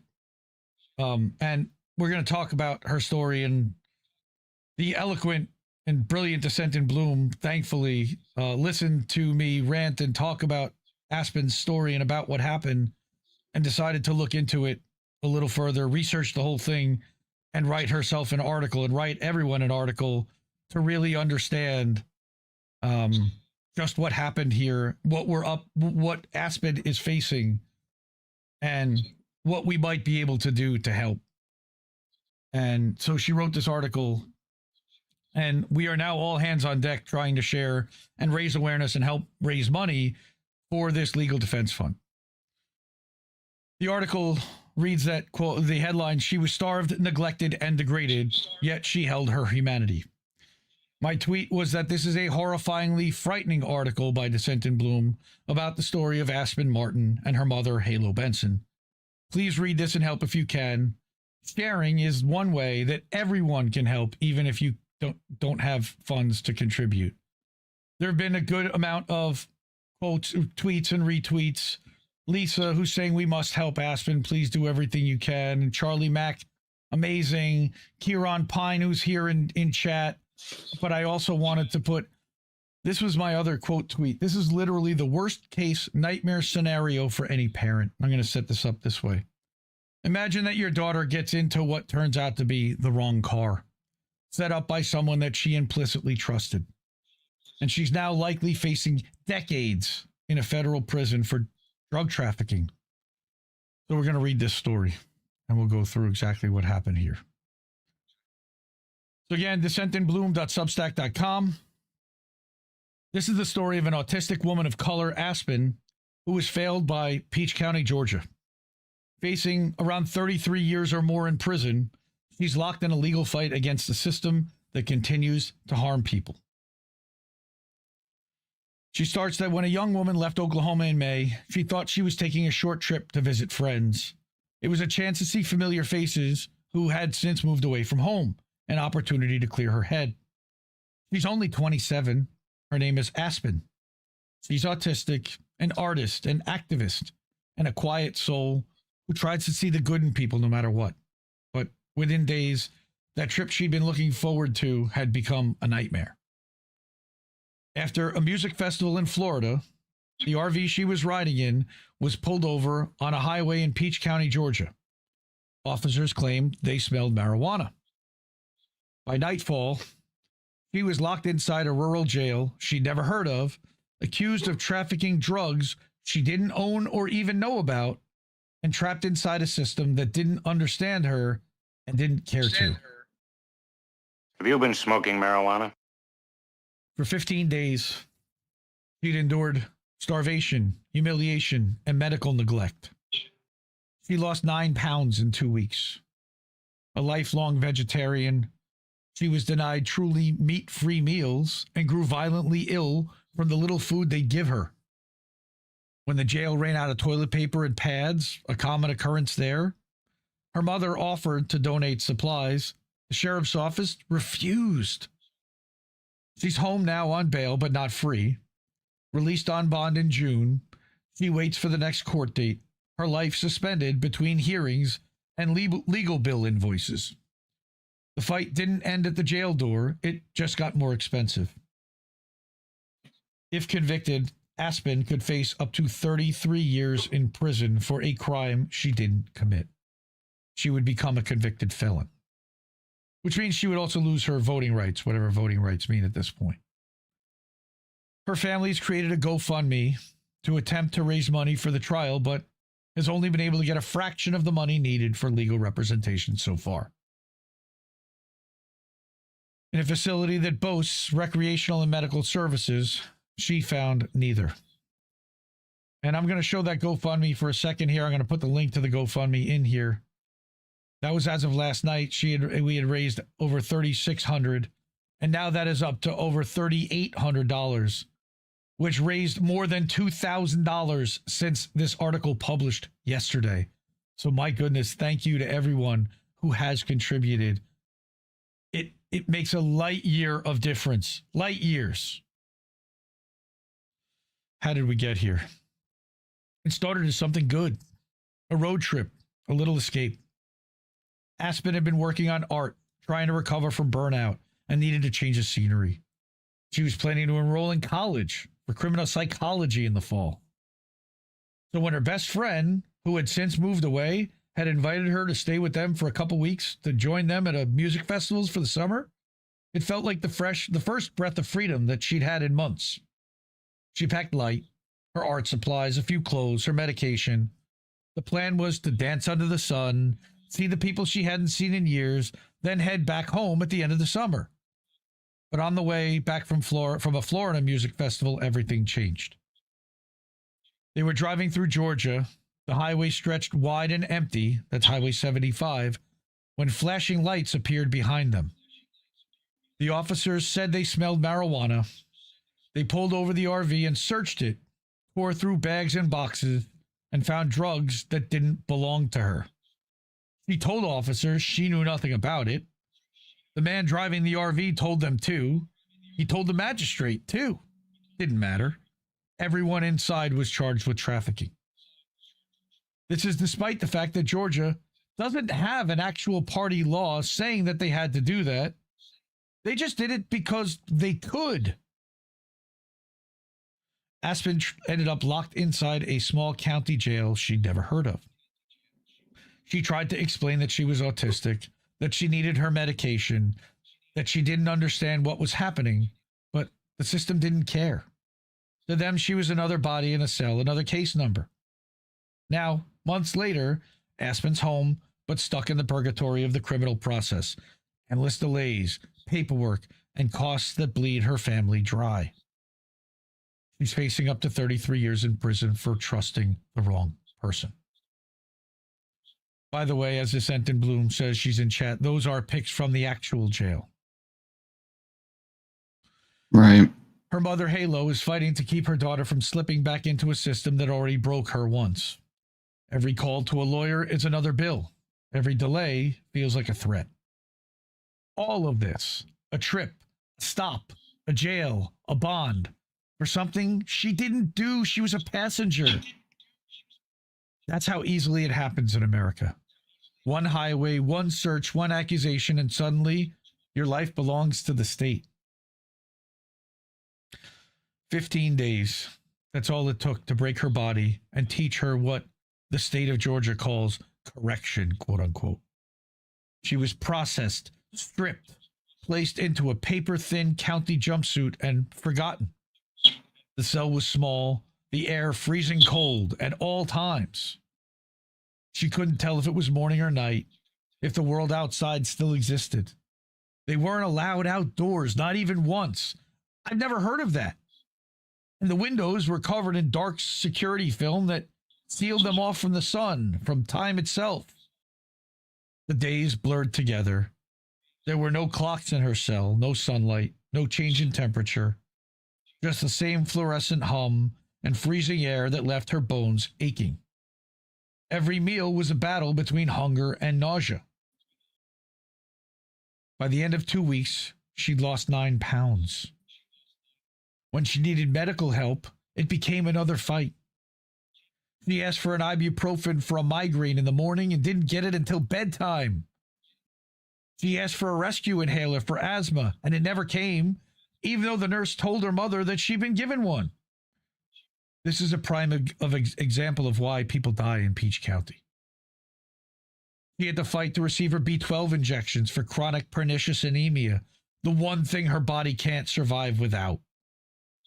The nurse refused to speak to her mother, citing HIPAA, but wouldn't let Aspen sign the release form that would have made communication legal. Her mother eventually had to hire a lawyer just to get her medical care. And even then, the nurse resisted the attorney's request. That cost thousands that they didn't have. In her pod, which is the common area, there was another woman, someone with severe developmental disabilities, who seemed lost most of the time, unable to follow what was happening around her. Aspen said it was like watching a child trapped in a place meant to break adults. Even after she got out, she couldn't stop thinking about this woman.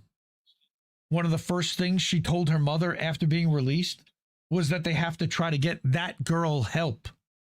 And by the way, I interviewed them this week, and they said the same thing to me. Because even after everything she'd endured, the cold, the sickness, the hunger, Aspen was still worried about someone else, The first thing she asked her mother to do once released on bail was to help that girl. By the way, incarcerated people with cognitive disabilities are more likely to be placed in solitary confinement, denied medical care, and ignored when they ask for help. Remember that Julian is also autistic and was put in solitary for years. The Bureau of Justice Statistics states that nearly a quarter of all prisoners report a cognitive disability. Yet, of course, few jails have training for sensory needs. Sadly, this statistic rang true in Aspen's case. Jail wasn't just confinement, it was sensory chaos. The kind of environment that turns sound, light, and human cruelty into physical pain. The lights never dimmed. The buzz of the fluorescent fixtures burned through her eyelids even when she tried to sleep. Every clang of a metal door hit her like a shockwave. For most people, these sounds fade into background noise, but for her, they were sharp and endless, a wall of noise that she couldn't shut out. They didn't see her autism, they saw defiance. They didn't see sensory overload, they saw attitude. Even simple communication broke down. She processes language literally and slowly when under stress, as do most of us, but the jail moved fast and punished hesitation. The guards didn't care if she didn't understand or needed time to process what they'd said. They took her silence as disrespect. Another statistic that 4.4% of inmates meet criteria for autism spectrum disorder, a rate about 4 times higher than in the general population. Yet accommodations for people with this disability often don't exist in jails. The system was not built to accommodate people like Aspen. It was built to crush them, to kill them. Autism changes how the world is processed. For people like us, and again, Descent in Bloom is also autistic, every sound is louder, every smell stronger, every rule less clear. When guards barked orders or changed routines without warning, it left her disoriented and terrified of doing something wrong. She was in a strange place in a land far away from home. The lack of structure, the lack of familiarity, the constant punishment, the mocking when she asked questions, it all stripped away her ability to regulate, to think, and to breathe. And her time there was filled with sound. The sounds of clanking metal and screaming. The sound of fists pounding against steel doors and men fighting in the ward next to hers and violence echoing through concrete for what felt like forever. When she realized someone could be hurt, she banged on her door trying to get help. She felt it deeper than others may have. Autistic people have an instinct to protect and stand up for what's right. That's called justice sensitivity. It's a feeling that won't let them stay silent when someone is suffering. It's almost visceral. They can't help themselves. So she hit the door again and again until her hands hurt to get help. Even then, it took ages for anyone to come. In Peach County Jail, noise was the only way to get help, banging on the door. Georgia's prisons, by the way, are so dangerous and mismanaged that they routinely violate inmates' constitutional rights, allowing rampant violence and sexual abuse. Gangs control much of the system, while understaffing and corruption let the abuse continue unchecked. It's literally hell. Now she gets into just why this is allowed to happen. We talk about the fiefdom of Georgia jails. Peach County Jail isn't just a building, it's a kingdom. And the man who runs it isn't a warden. He's a constitutional officer with powers older than most of the laws that govern him. His office sits in the same building as the jail, giving him near total control over what happens inside. See, in Georgia, the sheriff isn't a county employee. He is a state constitutional officer listed in the Georgia Constitution as independent from local government. That independence means he alone controls the jail's policies, staff, and medical care. The county pays the bills, but cannot tell him how to spend them. His name is Robert Buck Shadden.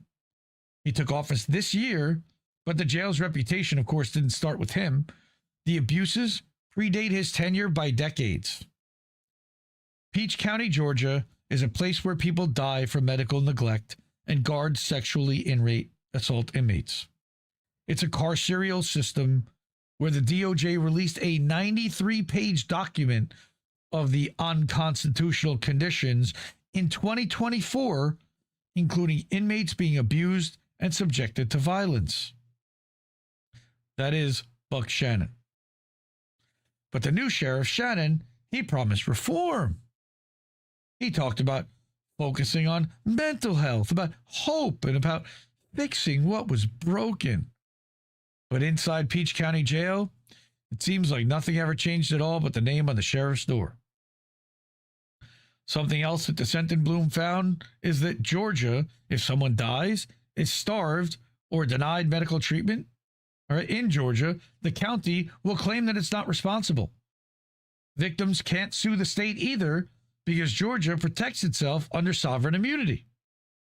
So when the sheriff acts in his official capacity, the law says he represents the state, and the state can't be sued unless it chooses to be. It almost never does. It's insane when you realize what that means. The jail and the sheriff report to the state of Georgia, and the state is responsible. The state gave itself immunity, and the sheriff operates under that protection. You can't sue the county. It's not responsible. You can't sue the state. It decided it doesn't have to answer for anything. It's a self-cleaning system of abuse, which is exactly what happened in 2022 under the previous sheriff. Inmate Maurice Campbell died in Peach County custody after staff ignored repeated pleas for medical care, and his family sued. They said that the staff watched his mental health collapse. They ignored signs of kidney failure and never sent him to a hospital. His family sued, arguing that his death was caused by Peach County's own policy and procedure for medical aid for inmates. The court dismissed it. They said county wasn't responsible. The sheriff was immune under the state sovereignty laws. And the state deemed his death a bureaucratic tragedy rather than a constitutional one. This is exactly why we have to help Halo fight for her daughter, Aspen. She doesn't belong in a system like this one that starves, isolates, and abandons people with medical conditions that it doesn't understand or care about. Her body already paid the price once. 15 days was enough to show how little that place cares for anyone's survival, let alone someone like her. Halo's doing everything she can, but she's one person against an entire system built to grind people down and hold themselves unaccountable. Even public accountability is locked away. The Peach County Jail's Google reviews are disabled. No one can post, and no one can warn others, and no one can speak. How convenient. So where does this leave us now? When a system is built to shield itself from accountability, why do I hear myself in your thing? I don't know, you shouldn't. I hear echo. When a system is built to shield itself from accountability, stories like Aspen's stop being accidents. They become policy. Georgia's jails operate like kingdoms, each sheriff ruling their own fiefdom under the protection of sovereign immunity. When someone dies, when someone is starved or denied care, the county shrugs, the state hides behind its own laws, and the cycle repeats. Aspen survived, barely. That was only 15 days in. She came home with her body thinner, her faith smaller, and her future put on hold.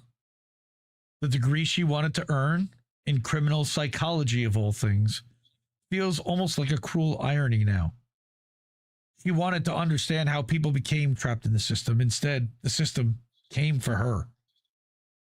Also, if she's convicted or, if she's got this on her record, she can never become a criminal psychologist. It literally negates her from having the job she wanted.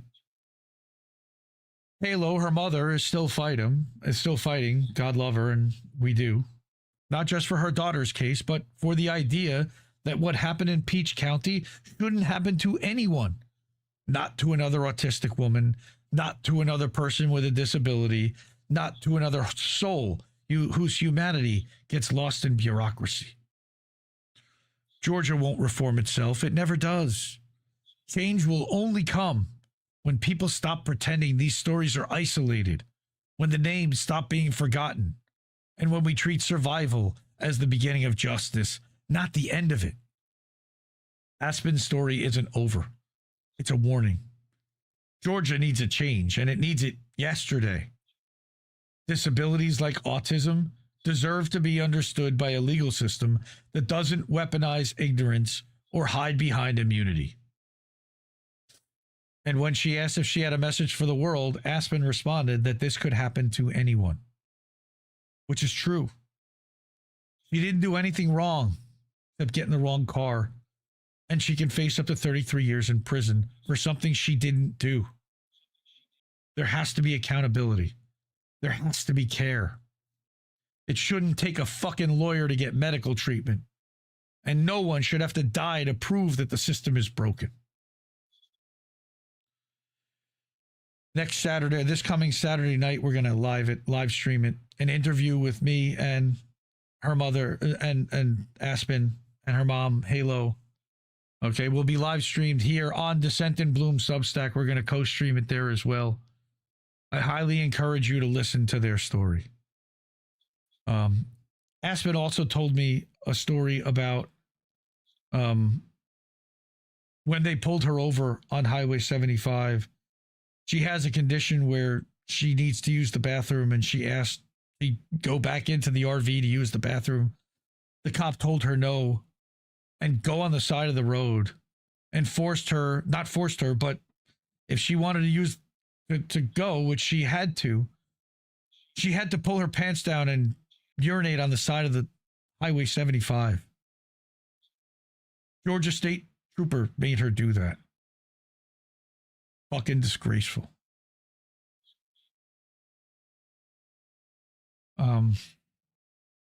Halo. This is Halo's tweet with her GoFundMe, pinned to @HaloBenson on Twitter. Aspen, my daughter, is facing devastating charges after a trip gone wrong. We need to raise $7,500 for her defense. Please help us and share her story. Every bit counts. And like I said, the people who read this have been amazing. I went to bed with a big smile on my face the other night and a warm heart, because we more than doubled what was sitting in her GoFundMe. And I'm going to refresh it now. There's $38.22 sitting there right now. And looks like we got another $100. So thank you to whoever just recently put in the 100. Misty, of course, was the first donation. We got a $500 donation last night. And Natalie Williams, of course, it was Natalie. We love you. Thank you so much, really. Natalie's the best of us. Wow. And yeah, I got to sit and talk with them for the better part of an hour. We're also planning on a fundraising live stream. I'm going to announce the details on that Saturday night before and after our one-on-one airs. And actually, if you were watching last night, it mistakenly ended up going out in place of my one-on-one with Shanda on the Beauty and the Boomer channel, and then made private afterwards. But for the 15 or 20 people that did get to see it there, you got the sneak preview. We love you. Thank you for bearing with us through that. But I love Halo, and I'm heartbroken by this. I'm a father, and a father of daughters I listened to a radio host by the name of Colin Cowherd, and Colin had talked a long time ago about how one of the things he was most afraid of and that he couldn't control was his kids getting in the wrong car with someone.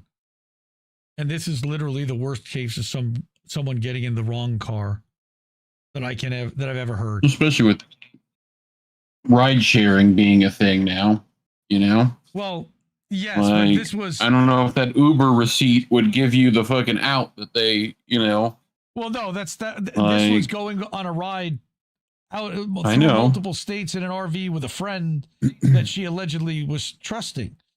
And yeah, but still, I mean, any of that could be like you get pulled over in your Uber, you know? Like, but yeah. Metal Mama Sue says there are Thank endless you. horror stories. There's another one that's horrific. All right. And that's from Houston.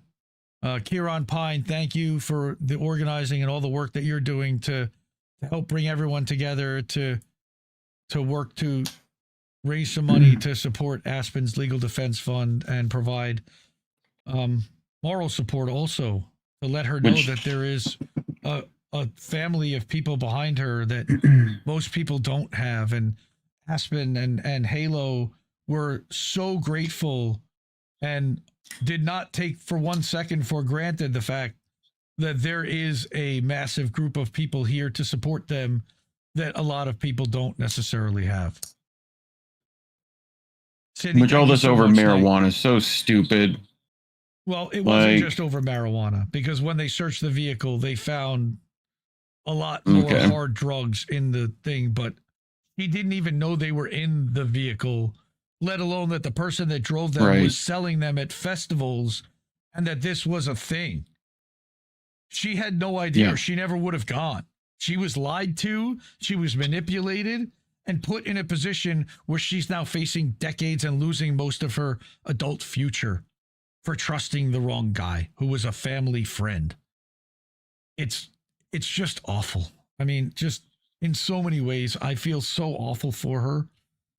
And I'm doing what I can in both hosting them for a one-on-one, in amplifying this story for them, in telling my friends about it, and being lucky enough and amazing enough person that Descent in Bloom is to listen to me complaining and screaming about this, that she decided to write this and help get Aspen some financial relief, even if it's just a little bit. Halo also talked about how she spent 2 weeks sleeping in her car. Those 15 days that Aspen was in jail, Halo drove to the county lockup and she slept in her car at night while she tried to organize getting things. So maybe some of this GoFundMe money helps to pay for a hotel room for a couple of nights for her during a trial that may happen. They have to pay for experts. They have to pay for so many things, including, of course, the lawyers. And we're looking at tens of thousands of dollars, possibly. So again, thank you to everyone, especially to Descent in Bloom for writing this article and for raising awareness to her audience about Aspen, because this happens to so many people that don't get somebody writing an article about them for it, and they disappear in the system. Man, that was heavy, I know. Thank you for bearing with me.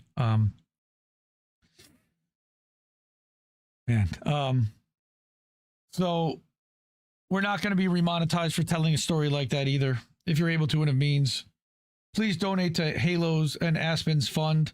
So there are ways to support here, but right now I would actually rather you give to their GoFundMe.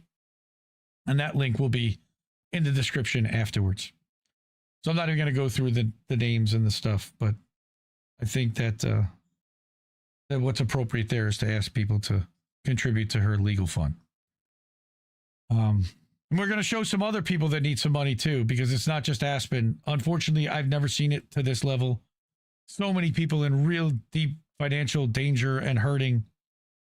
But before we do all of that, I do want to get to the lightning round, because there were some other news things happening that I wanted to reference and talk to people about. So first, this one was funny. You know about those Epstein files that everybody keeps asking about?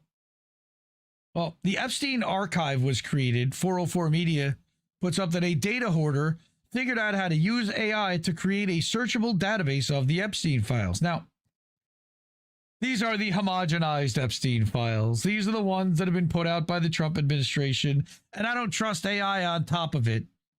But I just found it interesting that though they're trying to keep the files buried and keep that information quiet, that AI is being used at the same time as a weapon to release that information. Now, I don't think, again, that they're going to let all the information out, and that in time, we'll end up getting gate kept and who created those prompts and exactly what databases they're referencing would be interesting, but I'm guessing that you're not going to see the flight logs, for example. But maybe I'm wrong. But check that out. The website is over at Data Hoarder over on Reddit. All right. The link here is over on GitHub. Total cost 0, hosting cost 0, Epstein-docs.github.io. I'm not going to do that. It probably is bugged. But just interesting that they were able to document that and put it out there. I also wanted to mention about the Nobel Prize winner, whatever another propaganda thing. In case you have not been paying attention, the Nobel Prize has been captured and now is being used as a tool to foster regime change and to push narratives and to push somebody that they are using, that they are looking to implement. Always has been. To take over a country. Well, so Maria Corina Machado is the 2025 Nobel Peace Prize honoree. Okay. She is, according to Ali Moro, a Zionist, all right, and a MAGA CIA Mossad agent set up to sell out Venezuela to American corporations for profit. Many Latina leaders deserve that platform, and she's not one of them. Don't be fooled. She's not a good representative for Latinas. Please get educated. So I brought a funny video that Descent in Bloom actually made, funny enough. So hang on, I'm going to have to reset this, I'm guessing. And then, yeah, because Instagram sucks when it comes to this thing. So let me refresh this and make sure that we can hear this video, which we will be able to. Here we go. Whoop. And volume. That Trump didn't win the Nobel Peace Prize. They gave it to someone that deserves it. Someone from Venezuela. I bet he's going to be so mad because he hates Venezuela. So I didn't want to have to be the one to tell you this, but her winning is actually a win for Trump. And it's not a good thing. Wait, what? Yeah, I know most people are happy because they're like, yeah, it's not Trump, it's someone that deserves it, someone fighting for democracy, but she's working with Trump. She actually dedicated the award to him already. In 2017, Trump tried to take over Venezuela because he wanted their oil. Came on video and said it, and they failed. So they're trying again this year, and she's the leader that's going to be placed in office once the United States overthrows Venezuela, if it's allowed to happen. Why do you think they keep bombing those boats? It has nothing to do with narco-terrorists or whatever they say. And she was actually endorsed by Marco Rubio in an official memo earlier this year. Oh yeah, and she also had a presentation that she gave not that long ago in front of the Council of America. It's a big, huge coalition of businesses like Chevron. But instead of focusing on human rights or democracy, she was telling them how much they could benefit from the United States taking over Venezuela. It's on YouTube still. You can still watch it to this day. Wait, so you're saying that her being picked is actually good for him because it helps to create the narrative that Venezuela needs to be invaded by America for democracy? Well, yeah, because if you think that this lady's a hero because she's trying to achieve democracy in Venezuela, then you're not going to really pay any attention when they're bombing Venezuelan boats. I'm so happy that Trump didn't win the Nobel Peace Prize. Yeah, pretty much. That's a humorous way of explaining to a shitlib just why they should not be happy that a female Latina, they basically manipulated shitlibs by using identity politics. All right. Hilarious that they did the thing. They weaponized identity politics to get the shitlibs excited that they promoted a woman of color, a brown woman of color, and amplified her and elevated her over Trump. But yeah, not exactly. She's also a Bitcoin Zionist, and she's a big Bitcoin advocate. And I know Golden Monarch has been all over that as well. He's been talking about her for a while. Hassan Mafi, which go ahead. I find this whole thing like, we know plenty of journalists who went to Venezuela during that election. Everything was above board. Like, I know McLeod, I know Fee and them. Rania. Right. Okay. Bunch of them. Yes. But it's just, let's just delegitimize another country's elections because ours are super above board and super good, right? Like, okay, you know. And just to remind people that who did they give the recent Nobel Peace Prize to? Well, in 2021, it was a Russian opposition figure who they had tried to elevate to oppose Putin. In 2022, it was a Belarusian figure that they were looking to implement in a color revolution to lead the country. In 2023, there was a failed color revolution in Iran, and they elevated this Narjeh Mohammadi. Okay. And now you've got Maria Corina, the Venezuelan opposition, who also was on Juan Guaido's team, by the way, in 2019. It's hilarious and disgusting that they would weaponize identity politics like this, but they knew that the shitlibs would back this because it was, and they wouldn't look too deep into who she was, but her identity fit the profile that would make them happy. Okay. Yep. Finally. And before that, we had fucking. No, I missed it. Obama. Right. You know. And finally, I wanted to point out, fuck Trump and ICE and all that's going on with deportations and Chicago. I didn't get into it, but there's a lot of stuff happening, and there are certainly other channels to follow to do that. I had a lot I wanted to cover tonight, so I didn't have a chance to get to that. But this story out of ProPublica kind of broke me a little bit. And I'm not going to read it because it's really long, but I'm going to put the link in the description. I don't want to be here anymore. No more. Right. They tried to self-deport and then got stranded in Trump's America. All right. This is the story of, out of ProPublica, a man named Brady. No, a woman that tried to self-deport with her family. They were promised $1,000 to self-deport to help them set their life back up at home. All right. First, they waited for plane tickets that never came.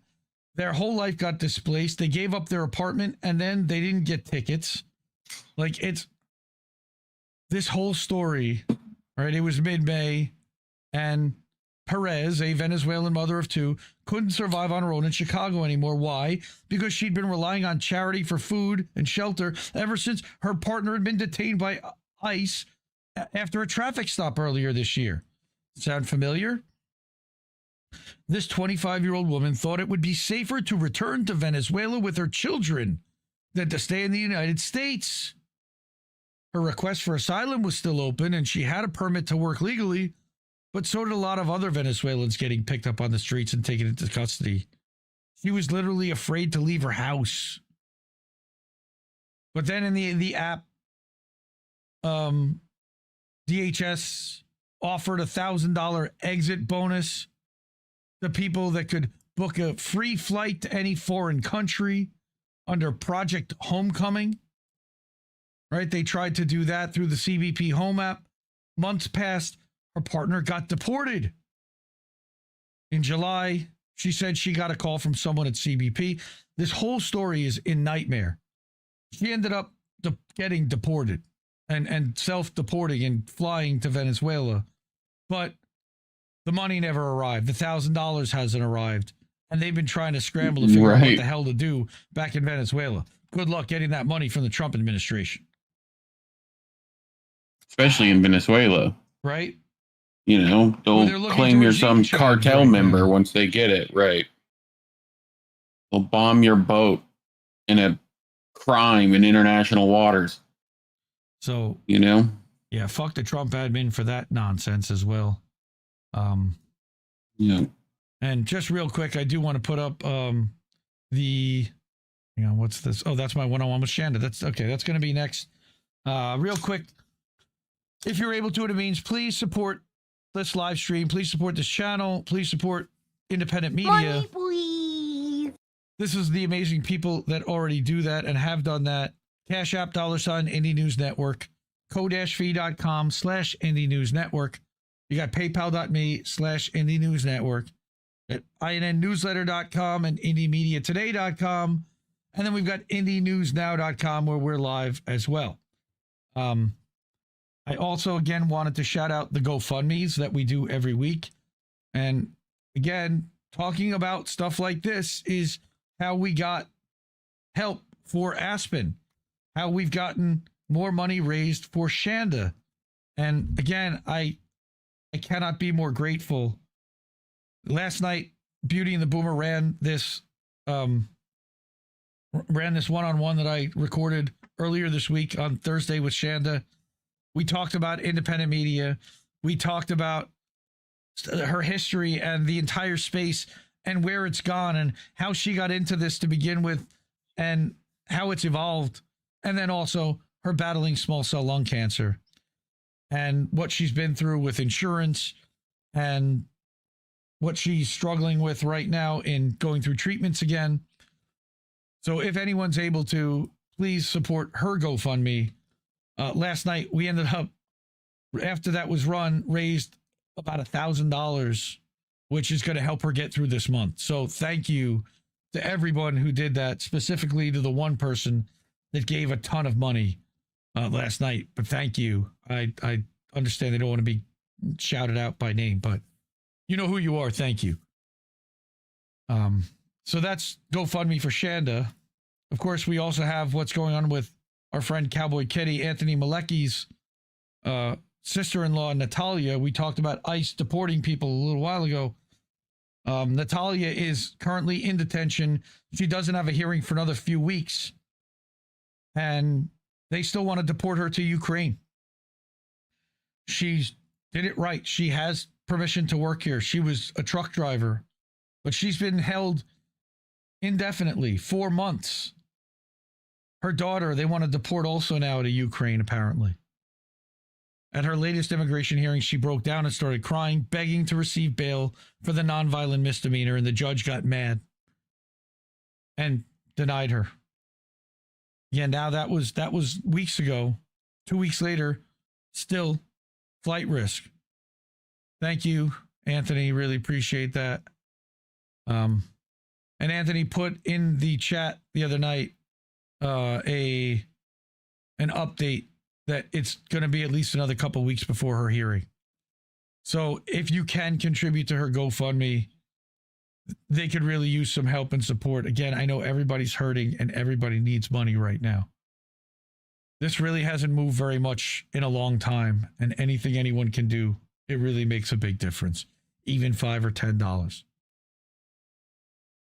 And then finally, I want to tell the story, and luckily we're not asking at this point for final expenses at this point, but our friend Rich Slutsky from Counterspin,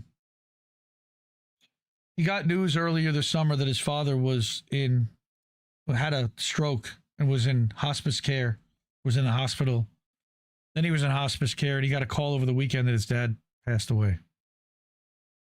And he got a call from the funeral home. They won't take payments. I have until Wednesday to fully fund his cremation. Under state laws, they can only hold the remains for 10 days, and we're already on day 3. I gave him $200 as good faith payment just to shut them up. How the fuck am I supposed to come up with $1,645 in a week? Originally, it was $3,000 that they knocked down to $1,845 because he was a veteran. All right. There's his proof of payment. People ended up giving him PayPal to help. He also said that the lawyer ended up helping out. Where is it? He said, "I can breathe now. The lawyer I've been working with was very kind and offered to pay it forward and cover the balance due out of any potential settlement. Thank you to everyone who stepped up and chipped in. It means a lot to know when things look bleak. I can rely on the kindness of strangers." Mutual aid, man, mutual aid. This is why we do this every week, because people need help and nobody's doing shit to help them. We just have to help each other. And as long as I have a platform, I'm going to do what I can to help the people around us that need help, that don't have a voice. So I asked Rich that is there anything I can do or that we can tell people who want to help? And he said, no, pretty much it's all anyone can do, but thanks for thinking of us. But rest in peace to your dad, and we're thinking of you, and we love you, Rich, and sorry for your loss. And fuck this system for being so harsh and cruel right now to so many people. I also want to, again, I've referenced IndieNewsNow.com. That is, again, our React show. You can see we're going to be live later on for that. That was the uncensored votes from last week. We're going to be live on Rumble. We'll be live on YouTube at INN8 The Ocho is our channel over there. We're also going to be live on all the other INN channels for boat smashing and other boats. So, wow. But yeah, Indie News Now. We'll be live there. If you go to Watch Live, you'll be able to watch it there. There's also a merch store where you can pick up a t-shirt, a beanie. It's starting to get cold out. So if you're in one of those areas, pick up a beanie. If you so are inclined, pick up a tank top, pick up a sweatshirt, a hoodie, or a sticker. We got them all there. And you get there by going to IndieNewsNow.com and click on the merch link. So I'm waiting. Buy my merch right quick. Look at my shirt, little bitch. I'm waiting for it. I don't hear it, but yeah. Are you? I should make you wait forever. I was excited to hear that. Forever. Go to my website. Buy my merch right quick. There you go. Thank you. So, all right. You're welcome. Thank you to everyone for hanging with me through all of that and through ranting and raving. Yes, I agree that it's a beautiful. It's a hell of a start. That the funeral homes are a scam. Descent in Bloom. All right, poor guy. Glad his lawyer helped. Me too. I mean, I was definitely. It was on my mind. Metal Mama Sue. Yes, we do. We're on our own 100%. All we have is each other. Thank you, Natalie. Bless your beautiful heart too. You know, you're one of the people that inspires me. Yes, and Golden Monarch appreciates Rich's works per Substack. Absolutely. Love you all. Man. This was Let's all go to the lobby. It's time to get ourselves a treat, right? Have ourselves a treat. One more time before we get out of here. Support independent media by doing it these ways. Cash App, $, Indie News Network. Go-v.com/Indie News Network. Got paypal.me/Indie News Network. That site I just showed you, IndieNewsNow.com.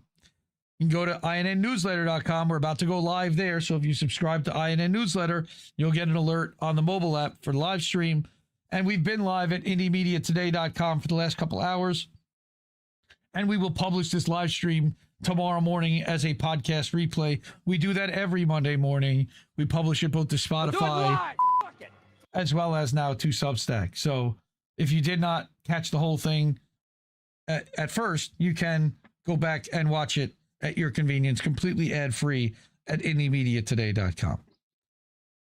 All right, everyone. Let's go watch some eye bleach, because this was this was a rough one, but I love you all. Really. I thank you for sticking with us. Thanks, Monarch. No, we're not. Whoever's going to lose the fucking stream, we're going to do that in a second, but go catch us over on the boats. Support independent media, because we need it more than ever. I love you all. We'll see you soon, fam. Bye. Have a great time. Hasta la vista, baby. I'll be back. No! We just fucking lost the stream!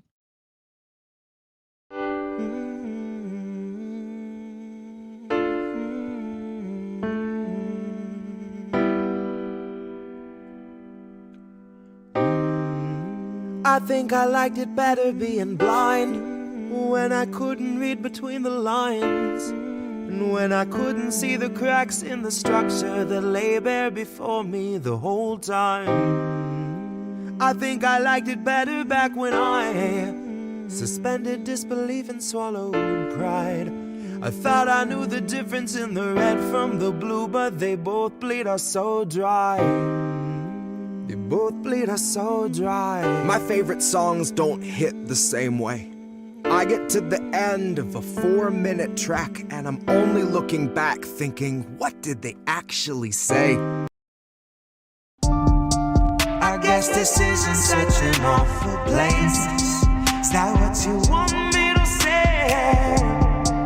You prove it's possible to sleep for days, and I still think you're right here awake. The cost of living isn't much to make, but God, it's so hard to say.